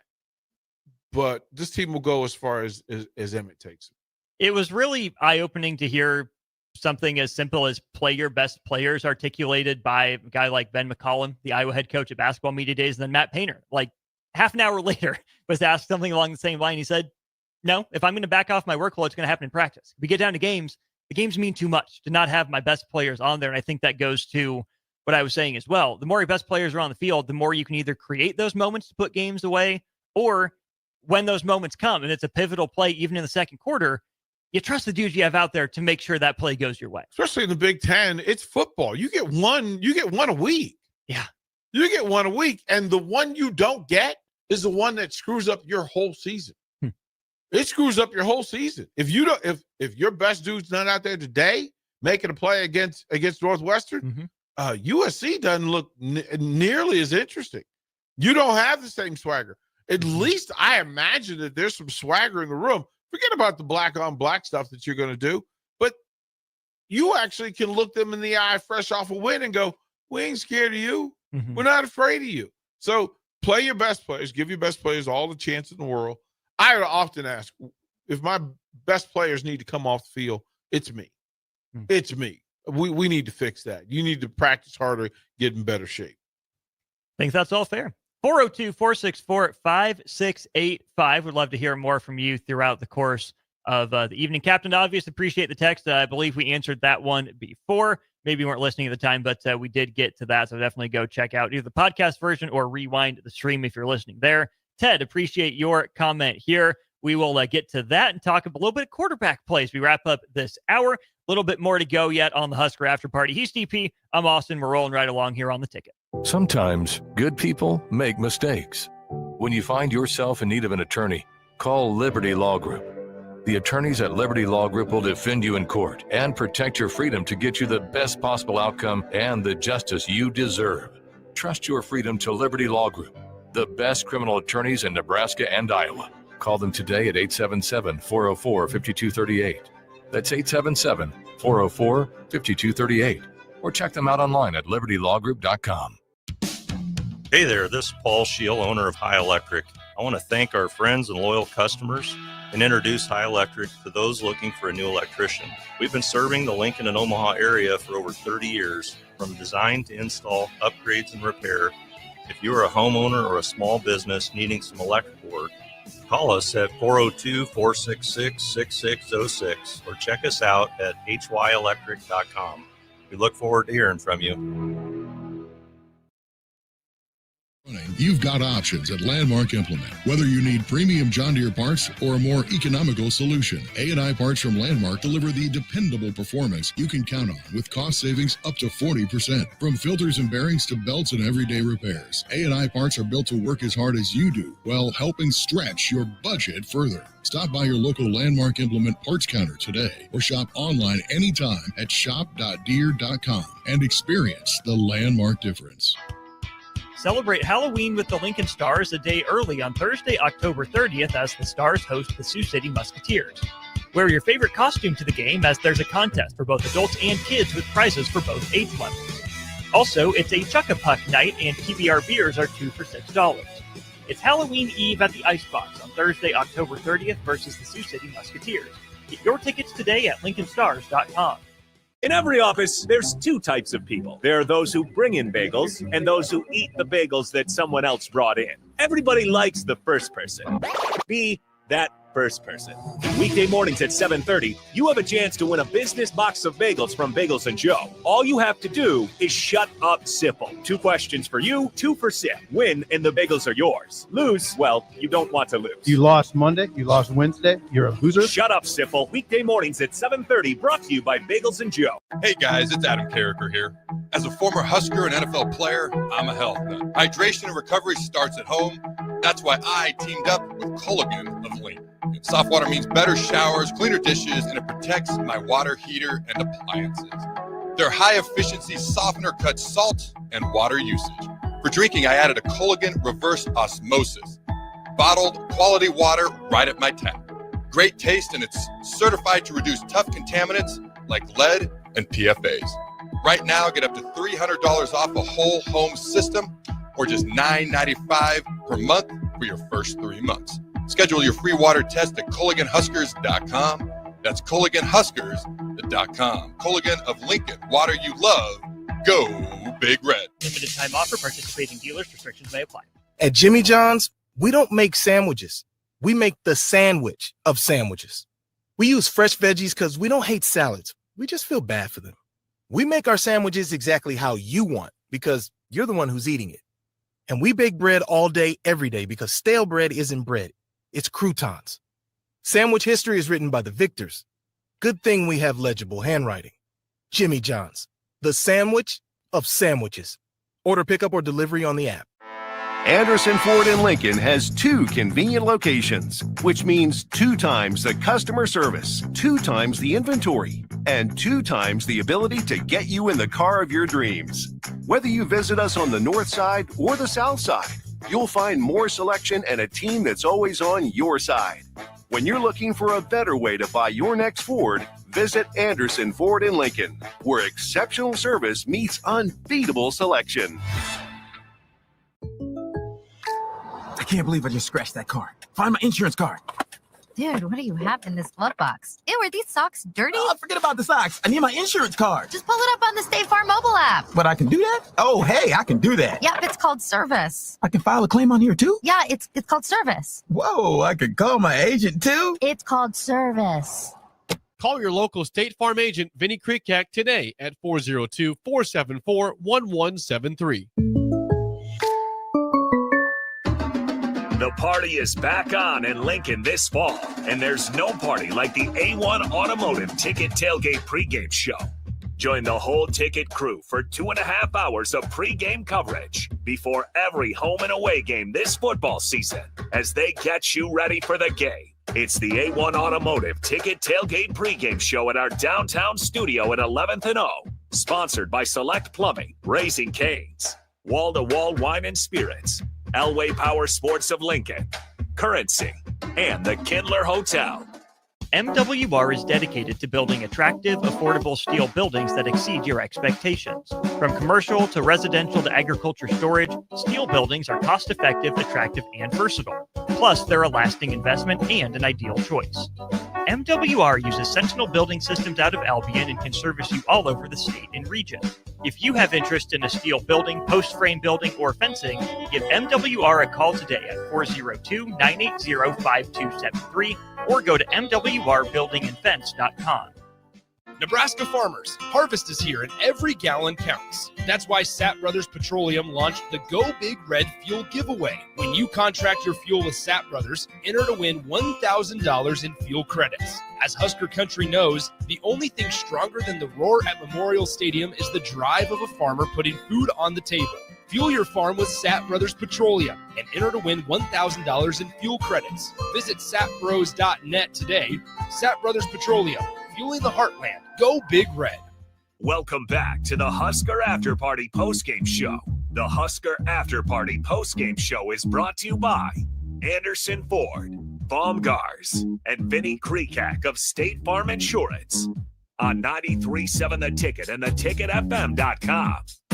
A gray day, but a great day. Nebraska football bowl eligible again at 6-2. Still plenty of energy, still plenty of people walking by it downtown. We'll puzzled look from the sign there, DP. The people read it, it's not quite sinking into them. That's why we put it there, just to get the reaction of, what, really?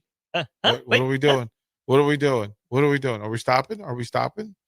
It's fine though. That's the whole point is to get them to pause for a moment.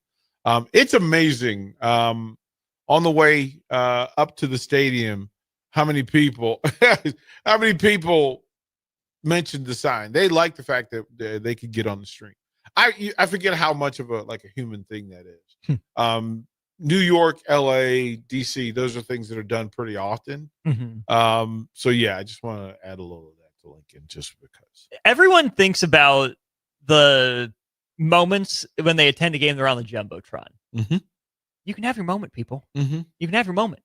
The late right night. Here. The late night is the late night in Lincoln. That 10:00 crowd, because usually it's folks who are going to an event or going to a game and they're just walking up and down the street.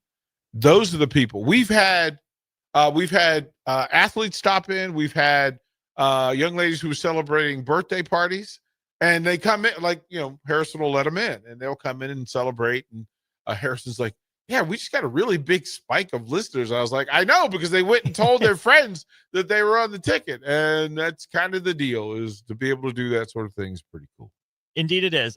Before we go to break again here, DP, for the top of the hour of a longer segment, then taking up till 5:30.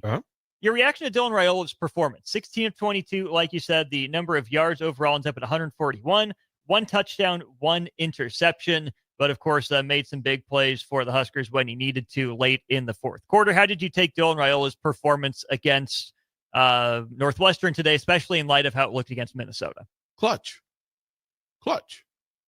Like, you can go through and have your moments. There were 3 throws all day that you can kind of look at and go, the fumble, the decision-making, but that's just him trying to make the best of a bad situation. The play call put him in jeopardy, and he has to deal with it. He makes a couple of throws, high, late, middle, don't do it. And then one got away from him on a vert route. But clutch. in that finding a way to make plays in the most critical moments. There are a lot of dudes that have great games, and then when it's, it's crunch time, they fold up. Dylan didn't do that. The 4-minute drive, 3 big throws in that drive, and then just poised, and you could see him calming people down in the middle of the huddle in the final clinching, 90 seconds or whatever it was. He was aware. Again, 22 throws, 1 sack, 1 interception, professional, effective, clutch. Bad interception, bad time for it, but complimentary football. Yeah. He made a mistake. His defense picked him right back up. Then when presented with another opportunity, said, yep, I got you. You got me. I got you now. Well, and it's also the thing of offensive coordinators and quarterback coach not putting the quarterback in a position to do a bad thing, right? I was screaming, run the dang ball. Like, I was screaming that. And if I'm screaming that, then that's probably the tendency that Northwestern – but here's the thing. Okay, so if you go back and watch that interception, there's a couple of things in play. One, it's first down, and it should have held the linebacker on the zone read. It should have, except maybe a bit of a tell because Dylan his eyes stayed too active late in the play call for it to be a run. Looking for where am I going to take this? And Ulich really was reading.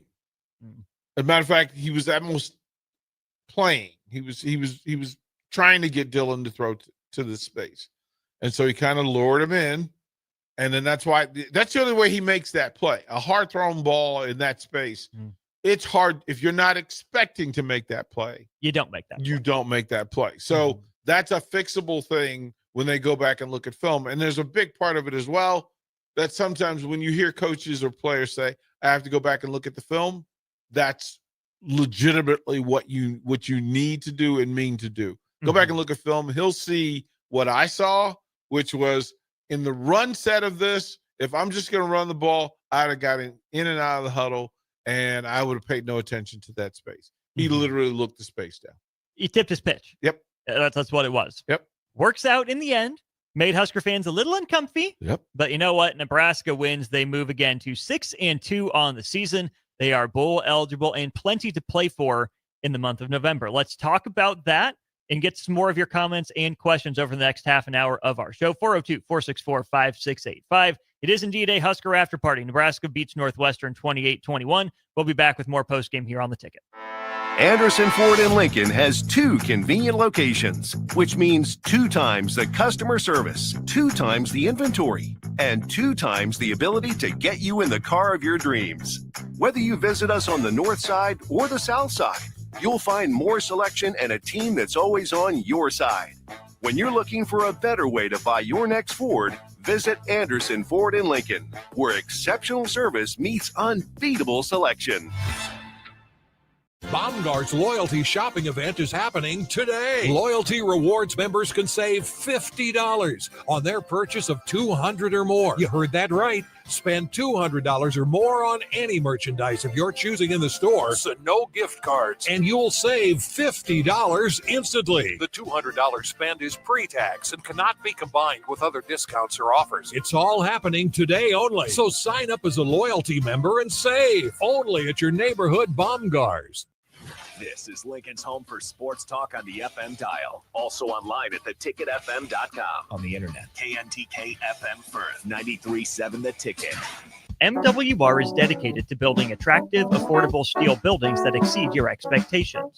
From commercial to residential to agriculture storage, steel buildings are cost-effective, attractive, and versatile. Plus, they're a lasting investment and an ideal choice. MWR uses Sentinel Building Systems out of Albion and can service you all over the state and region. If you have interest in a steel building, post-frame building, or fencing, give MWR a call today at 402-980-5273 or go to mwrbuildingandfence.com. Hey guys, it's Adam Carricker here. As a former Husker and NFL player, I'm a health nut. Hydration and recovery starts at home. That's why I teamed up with Colagoon of Link. Soft water means better showers, cleaner dishes, and it protects my water heater and appliances. Their high-efficiency softener cuts salt and water usage. For drinking, I added a Culligan reverse osmosis. Bottled quality water right at my tap. Great taste, and it's certified to reduce tough contaminants like lead and PFAs. Right now, get up to $300 off a whole home system or just $9.95 per month for your first 3 months. Schedule your free water test at CulliganHuskers.com. That's CulliganHuskers.com. Culligan of Lincoln, water you love. Go Big Red. Limited time offer. Participating dealers. Restrictions may apply. When it comes to keeping your equipment running, you've got options at Landmark Implement. Whether you need premium John Deere parts or a more economical solution, A&I parts from Landmark deliver the dependable performance you can count on with cost savings up to 40%. From filters and bearings to belts and everyday repairs, A&I parts are built to work as hard as you do while helping stretch your budget further. Stop by your local Landmark Implement parts counter today or shop online anytime at shop.deere.com and experience the Landmark difference. Nebraska farmers, harvest is here and every gallon counts. That's why Sapp Brothers Petroleum launched the Go Big Red Fuel Giveaway. When you contract your fuel with Sapp Brothers, enter to win $1,000 in fuel credits. As Husker Country knows, the only thing stronger than the roar at Memorial Stadium is the drive of a farmer putting food on the table. Fuel your farm with Sapp Brothers Petroleum and enter to win $1,000 in fuel credits. Visit sapbros.net today. Sapp Brothers Petroleum, fueling the heartland. Go Big Red. Rico here with HIS Auto Care at 70th and Van Dorn, letting you know HIS is a great place to bring your vehicle for service. With superior service bumper to bumper, we'll treat your vehicle like it's your mother's. It doesn't get any better than that. So call 402-488-8934 and HIS Auto will make you glad you did. 5% off, mention this ad, and for sure your mother will be proud you called. 402-488-8934, HIS Auto Care, 70th and Van Dorn. God bless you. The party is back on in Lincoln this fall, and there's no party like the A1 Automotive Ticket Tailgate pregame show. Join the whole ticket crew for 2.5 hours of pregame coverage before every home and away game this football season as they get you ready for the game. It's the A1 Automotive Ticket Tailgate pregame show at our downtown studio at 11th and O. Sponsored by Select Plumbing, Raising Cane's, Wall to Wall Wine and Spirits, Elway Power Sports of Lincoln, Currency, and the Kindler Hotel. Load up on meat and more this fall at the Mercado by Certified Piedmontese. From now through the end of November, Ferndale fresh turkeys are just $3.99 per pound and in limited stock, perfect for your holiday meals. Plus, you can stop by for lunch on Fired Up Thursday at the Mercado East or Fired Up Friday at the Mercado North. With locations at 84th and Havelock, 30th and Yankee Hill, and now 85th and Old Cheney in Lincoln, or 168th and Maple in Omaha, get to the Mercado today for the best meat in town. Concrete Industries has immediate job openings for precast production laborers and maintenance technicians. Concrete Industries offers great pay, health benefits, 401k, a wellness program, holidays, and paid time off. Apply today to earn a starting pay of $21.50 per hour plus a $1,500 hiring bonus. Concrete Industries is hiring all experience levels and offers on-the-job training. Start your career today as a precast production laborer or maintenance technician. Visit concreteindustries.com. Celebrate Halloween with the Lincoln Stars a day early on Thursday, October 30th as the Stars host the Sioux City Musketeers. Wear your favorite costume to the game as there's a contest for both adults and kids with prizes for both age levels. Also, it's a Chuck-a-Puck night and PBR beers are 2 for $6. It's Halloween Eve at the Icebox on Thursday, October 30th versus the Sioux City Musketeers. Get your tickets today at LincolnStars.com. I can't believe I just scratched that car. Find my insurance card. Dude, what do you have in this glove box? Ew, are these socks dirty? Oh, forget about the socks. I need my insurance card. Just pull it up on the State Farm mobile app. But I can do that? Oh, hey, I can do that. Yep, it's called service. I can file a claim on here too? Yeah, it's called service. Whoa, I can call my agent too? It's called service. Call your local State Farm agent, Vinny Krikak, today at 402-474-1173. Welcome back to the Husker After Party Postgame Show. The Husker After Party Postgame Show is brought to you by Anderson Ford, Baumgars, and Vinny Krikak of State Farm Insurance on 93.7 The Ticket and theticketfm.com. Welcome back in, Husker After Party Postgame.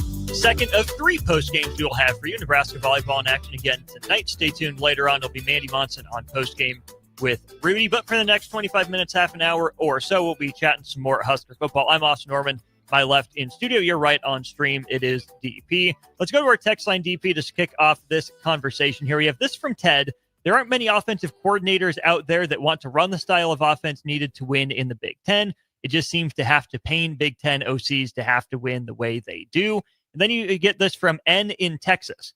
You say they learn things to win games, but it's hard to do that with on-the-job training coaches, a problem that's been a part of Nebraska's struggles in the past and now. Bring in a known coach that can coach offensive line and a known defensive coordinator. I think that is an interesting take because I think that's exactly what Nebraska tried to do potentially with Dana Holgorsen. It was shortcut some of that process, trust Dana Holgorsen's pedigree and some of the success he had had other places. But for as much as Dana Holgorsen might have felt like a shortcut, jump the line, skip a couple steps sort of higher, I think it's been proven by now, and I think always should have been viewed as the case, that Dana Holgorsen hadn't been a Big Ten coordinator before, hadn't been a Nebraska coordinator before, and like it or not, no matter where you are for your fresh start of your next job, you're going to have some things to learn, some things that aren't going to go the way maybe you anticipated, some things you'll have to tweak from what made you successful before without changing everything that you've been brought in to do. Well, I mean, I think everything's changed. I mean, that's the part that people forget. I mean, one, the Big Ten's changing too. Yeah. It's evolving. If you just look at Oregon, look at Indiana, look at Ohio State, look at Michigan struggles, Penn State struggles. The college football game is changing. Big Ten's changing, but the college football's changing. Ask Dabo Sweeney. Like, it's changing. So developed and fully formed coaches have difficulty sometimes. Old dogs, new tricks, what have you. All of that. So it seems simple in theory to get an experienced coach, but Cignetti wasn't exactly the most experienced at the level that they were asking him to be at. As a matter of fact, sometimes it's an advantage. It's actually an advantage to not have that playbook of tendencies and protocols in place. It's a thing. Like, I love walking into a new place to coach. I love walking in. Yeah, against established coaches. Oh, I love coaching. Oh, this is what you're doing. This is what you're doing. And it takes them a while to figure out what it is that you're doing. So, but if you approach it with the right mindset, right? Because I think there are so many people, both as athletes and coaches, that would be maybe a little passive. Oh, I don't know what I don't know, and I'm going to be passive. This is what's always worked for me. I'm going to start with that instead of being proactive, saying, this is what we're going to do. This is where I'm going to come in and make my mark. And not in an entirely arrogant way, but in that athletically arrogant way where I'm hired for a reason. I know I'm what here I for know. a reason. I know what I know, and it's going to work because I know how to make it work. If you ask Hoodie right about now, what he knows is what he thought he knows. Right? It's the simplism that, here's what we know and here's what we think we know. The belief of understanding of football. Well, he understands NFL. He understands the NFL in New England with Tom Brady. Any change or altering of those things changes everything. And you see that all the time with these coaches who go and, well, I can do this anywhere. No, that's usually not it. There's a few with that works, right? Urban going and being in his last 3 places, he figured it out. Now, there's some things he didn't figure out still, which is why he's not coaching anymore. So getting the established, fully developed coach has its perks, but it also has its flaws. Very much so. And Husker fans will point out the perks when they go well. They'll point out the flaws when it goes wrong, as we have heard over the course of the last 3 weeks or so. Listen, this program did the Scott Frost thing. And then it did the Matt Rule thing. Well, it did the Mike Riley thing. Well, let's not throw that out the window. Right. Well, I didn't even want to reach that deep in the candy bag. That I will. Yeah. Be careful what you ask for. You might get it. You might actually get the thing that you asked for. They figured it out with Scott Frost. It checked a lot of boxes. Yeah, it just didn't check the winning box. And okay, then your ability to make a decision once you realize or recognize it's not what you thought it was or what you need. Well, that's a whole different conversation because a lot of times the regents don't want to make those decisions. They don't want to flip the script. They don't want to write that check. All things in play. All of it's in play. A lot in play for Nebraska moving into the month of November. If we break this down into hockey-style periods, DP, as in we look at the season in thirds, we can see Nebraska is through now the second third, the middle third of its season. The first chapter, the first period, ended with Nebraska at 3-1. The middle section of the season, the second period, ended with Nebraska at 3-1. Gone 3-1 both times through 8 games. It's looked a little bit different both times, but either way, Nebraska 3-1 in 2 separate 4-game chunks. Now, as I was talking with Jay towards the end of the Jay Foreman portion of postgame, there are no small games left on the schedule. No games the fans have any reason to minimize. You got to take it a game at a time. But man, November has been such a pivotal month for Nebraska these last 2 years. They've been 5-3 both years and left it up till the last couple weeks of the season to get to bowl eligibility. Let's start with that. Bowl eligibility not in question heading into November. What does that mean for this program in your mind? Oh, it's a burden. Validation. It's justification. It's an explanation. Getting people to pay attention and trust the process. Getting people to validate in their minds why some of the things are the way they are. You've done the bare minimum required for you to deem this season a success. That's what it's done. You know that you'll be able to recruit and tell people, you know what, we're going to a bowl game. We're going to a bowl game. May not be the best bowl game. We'll see you in December. Yeah, may not be, but it also allows the additional 3 weeks of practice. It allows the 3 weeks of exposure. It allows 3 weeks of connection.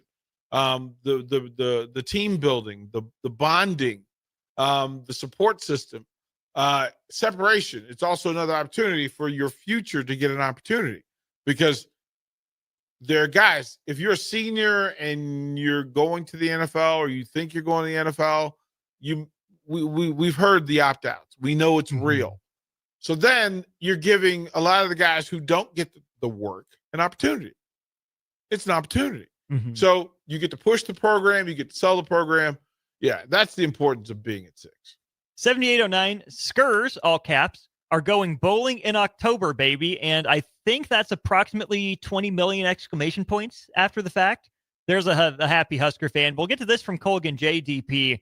We're going to leave the first sentence out because I don't think that necessarily, needs to be brought up in the context of Nebraska, because I think the second sentence is where a lot of Husker fans are at. I'm not sure how good or bad this Nebraska team really is. I think we data that it's a 6-win team. It's a 6-2 team, and that includes the good of being 6-2 and the bad of being 6-2. The good of the 6, the bad of the 2. Right, the 2 losses in between. The 2 losses were truth stories. The 6 wins, truth stories. All of that can be true. You can be, in fact, both ends of the spectrum and several ends of both ends of the spectrum. That's fine. You're not 4-4, right? There's that. 6 wins says some good things have happened in high repetition. You've won 75% of your games. You've won 3 out of every 4 games twice. Oh. From that theory, that's how I would look at it. That's how I would accept it is, yeah, this is how good the team is. Matchups make scores and records. What Iowa did against Minnesota has nothing to do with Nebraska. Nothing. Absolutely nothing. Just as, what happened between UCLA and Penn State. We're going to find out what it means. It may not mean anything. It could mean exactly the same thing. Nothing. We don't know.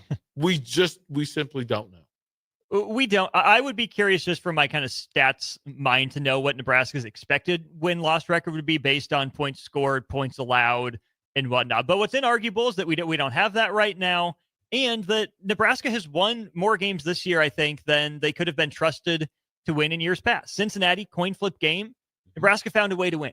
Right? That could have gone either way. It went the right way for Nebraska. No matter what your expectations were going into the game or coming out of the game, the fact of the matter is Nebraska won that game. You can throw the same conversation out there for Michigan State. No matter what you thought going into that game, Nebraska won it. It was up in the air. Nebraska found a way to win. Same thing against Maryland.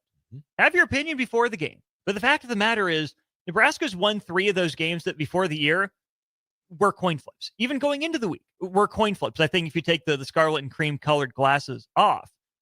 Like we mentioned earlier in the show, it's been since 2016, Nebraska's won 3 one-score games. And, it's up to you to decide for yourself, should, I've put in air quotes, they have been one-score games.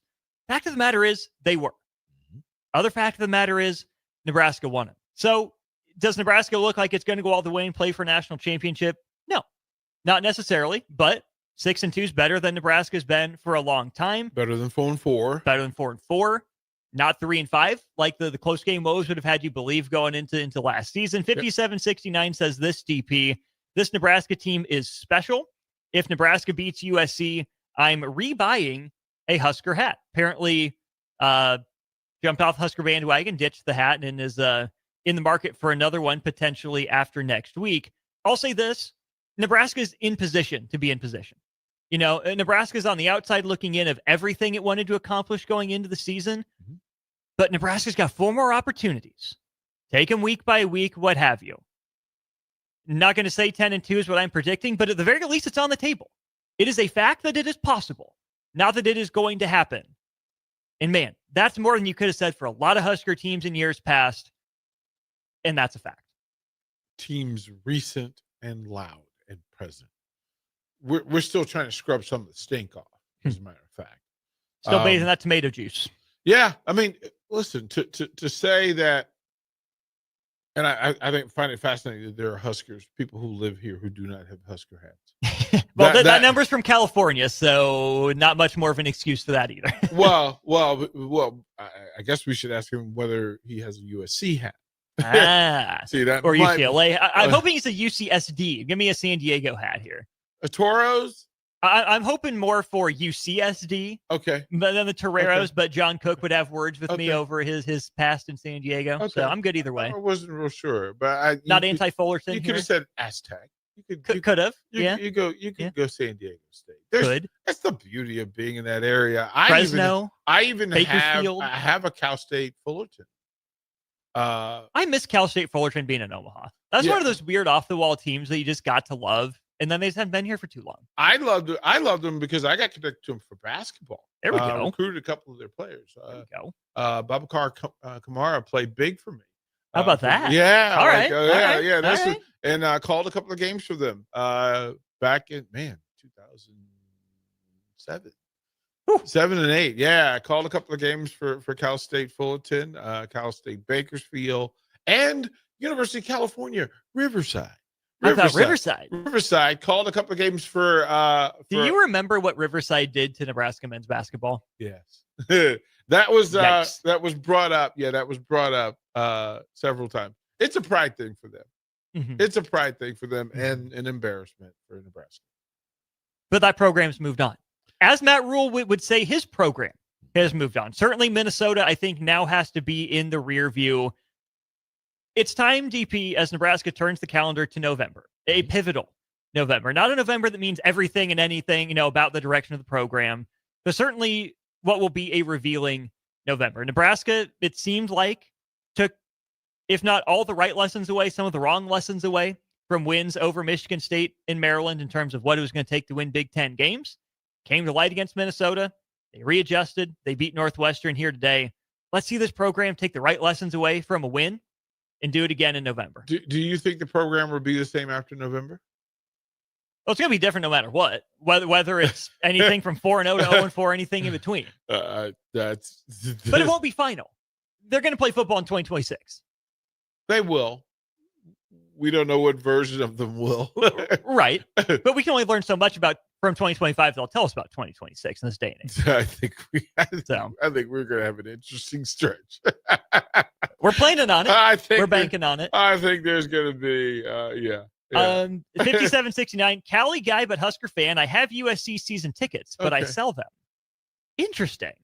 Huh. Not going to the Coliseum, are we? Can I say that I'm not a fan of the Coliseum? Okay. To watch Explain, watch please. games in. Having never been there. It is cavernous. I became more loving of the Rose Bowl than the Coliseum. The Coliseum just feels like there's too much of everything. It's just vast. Wine and cheese? No, way over there. Like you could be in the 10th row, and you would have to cross O Street to do it. Like it's like Gotcha. it's wait, and then the seats at it's wait, like think Olympic Village. You're way over there. There are people you can have friends. You can have friends at the Coliseum with you that you will not see.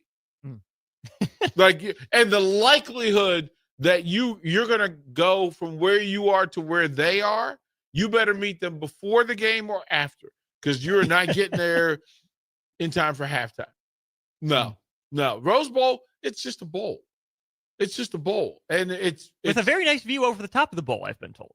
Yeah, if that's your thing, not my thing. Not looking out over top of the Rose Bowl. No, it's not really a thing. Corbase is not like the Coliseum and get on Bach's bad list. I would tell that to Bach to his face. Monday at 11? It's just not. It's just not. Like, not worth the reputation. There are Super Bowls there. Like I think Dodger Stadium is overrated. I think it's overrated. A renovation is in order. I think modernization is required. I would rather go to Anaheim Stadium than Dodger Stadium.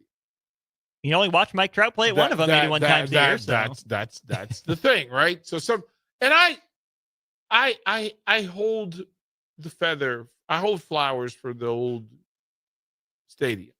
Mm-hmm. I get it, but the older I get, the more I'm like, no, renovate that sucker. Like let's get it done. Let's put. They just, it'll be good. Trust it. It's going to be okay. They got beer in it. Okay. All right. Can you get a wider seat for the fat guys? Can you do that for us? That sort of thing. That's the stickler in me. Back to our starter Heyman Jewelers text line here. We have a few minutes left on the Husker after party. Start with David Fullerton. Another 3-1 chapter. I personally would be thrilled. Win a good bowl game. That would be some icing on the season cake. Who's the one? That's what we'll get to here. Who's the one? 7809. I have my prediction poster in my garage. I had Nebraska going 8-4.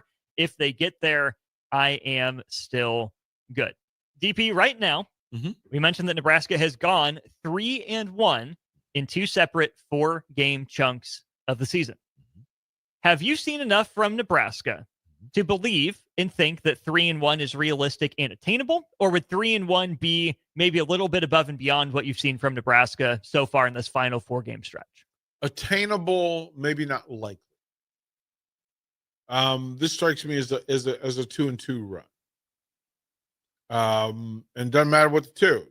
You could say you catch me on Monday. The two wins would be Iowa and UCLA.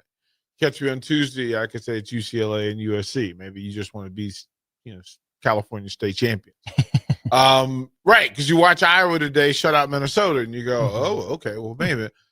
Maybe you tell me it's Penn State and Iowa, right? Because you need to take punches to regroup, win the next two, win the last two, or lose the next two and win the last two. All possibilities. 3-1 would require some things really go well. Still possible, because if you said to me they're gonna win 3 and lose to USC, I understand. If you say to me they're gonna win 3 and lose to Penn State, I understand.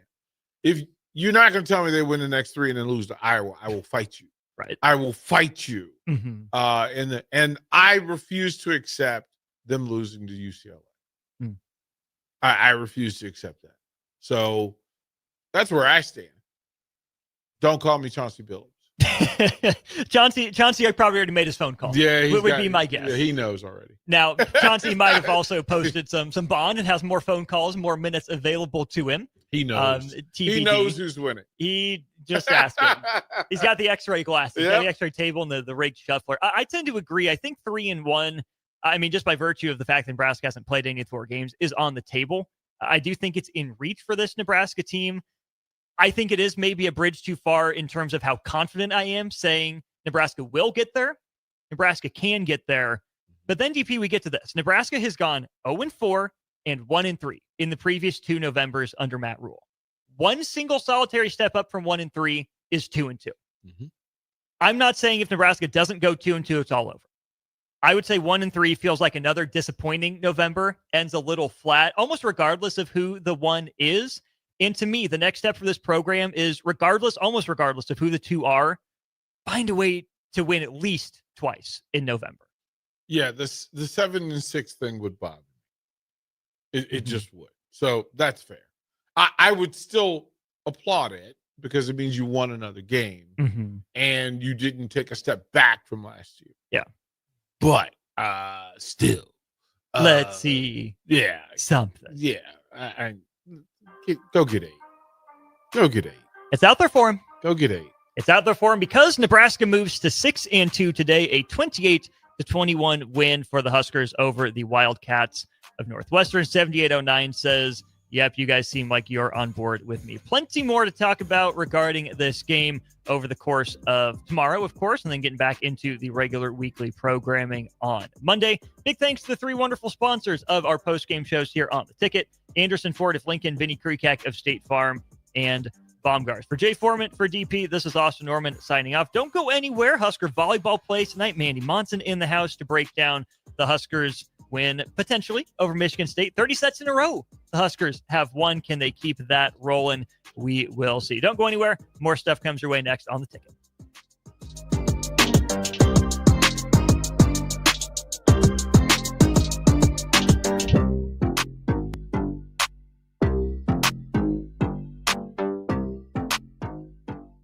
Hey guys, it's Adam Carricker here.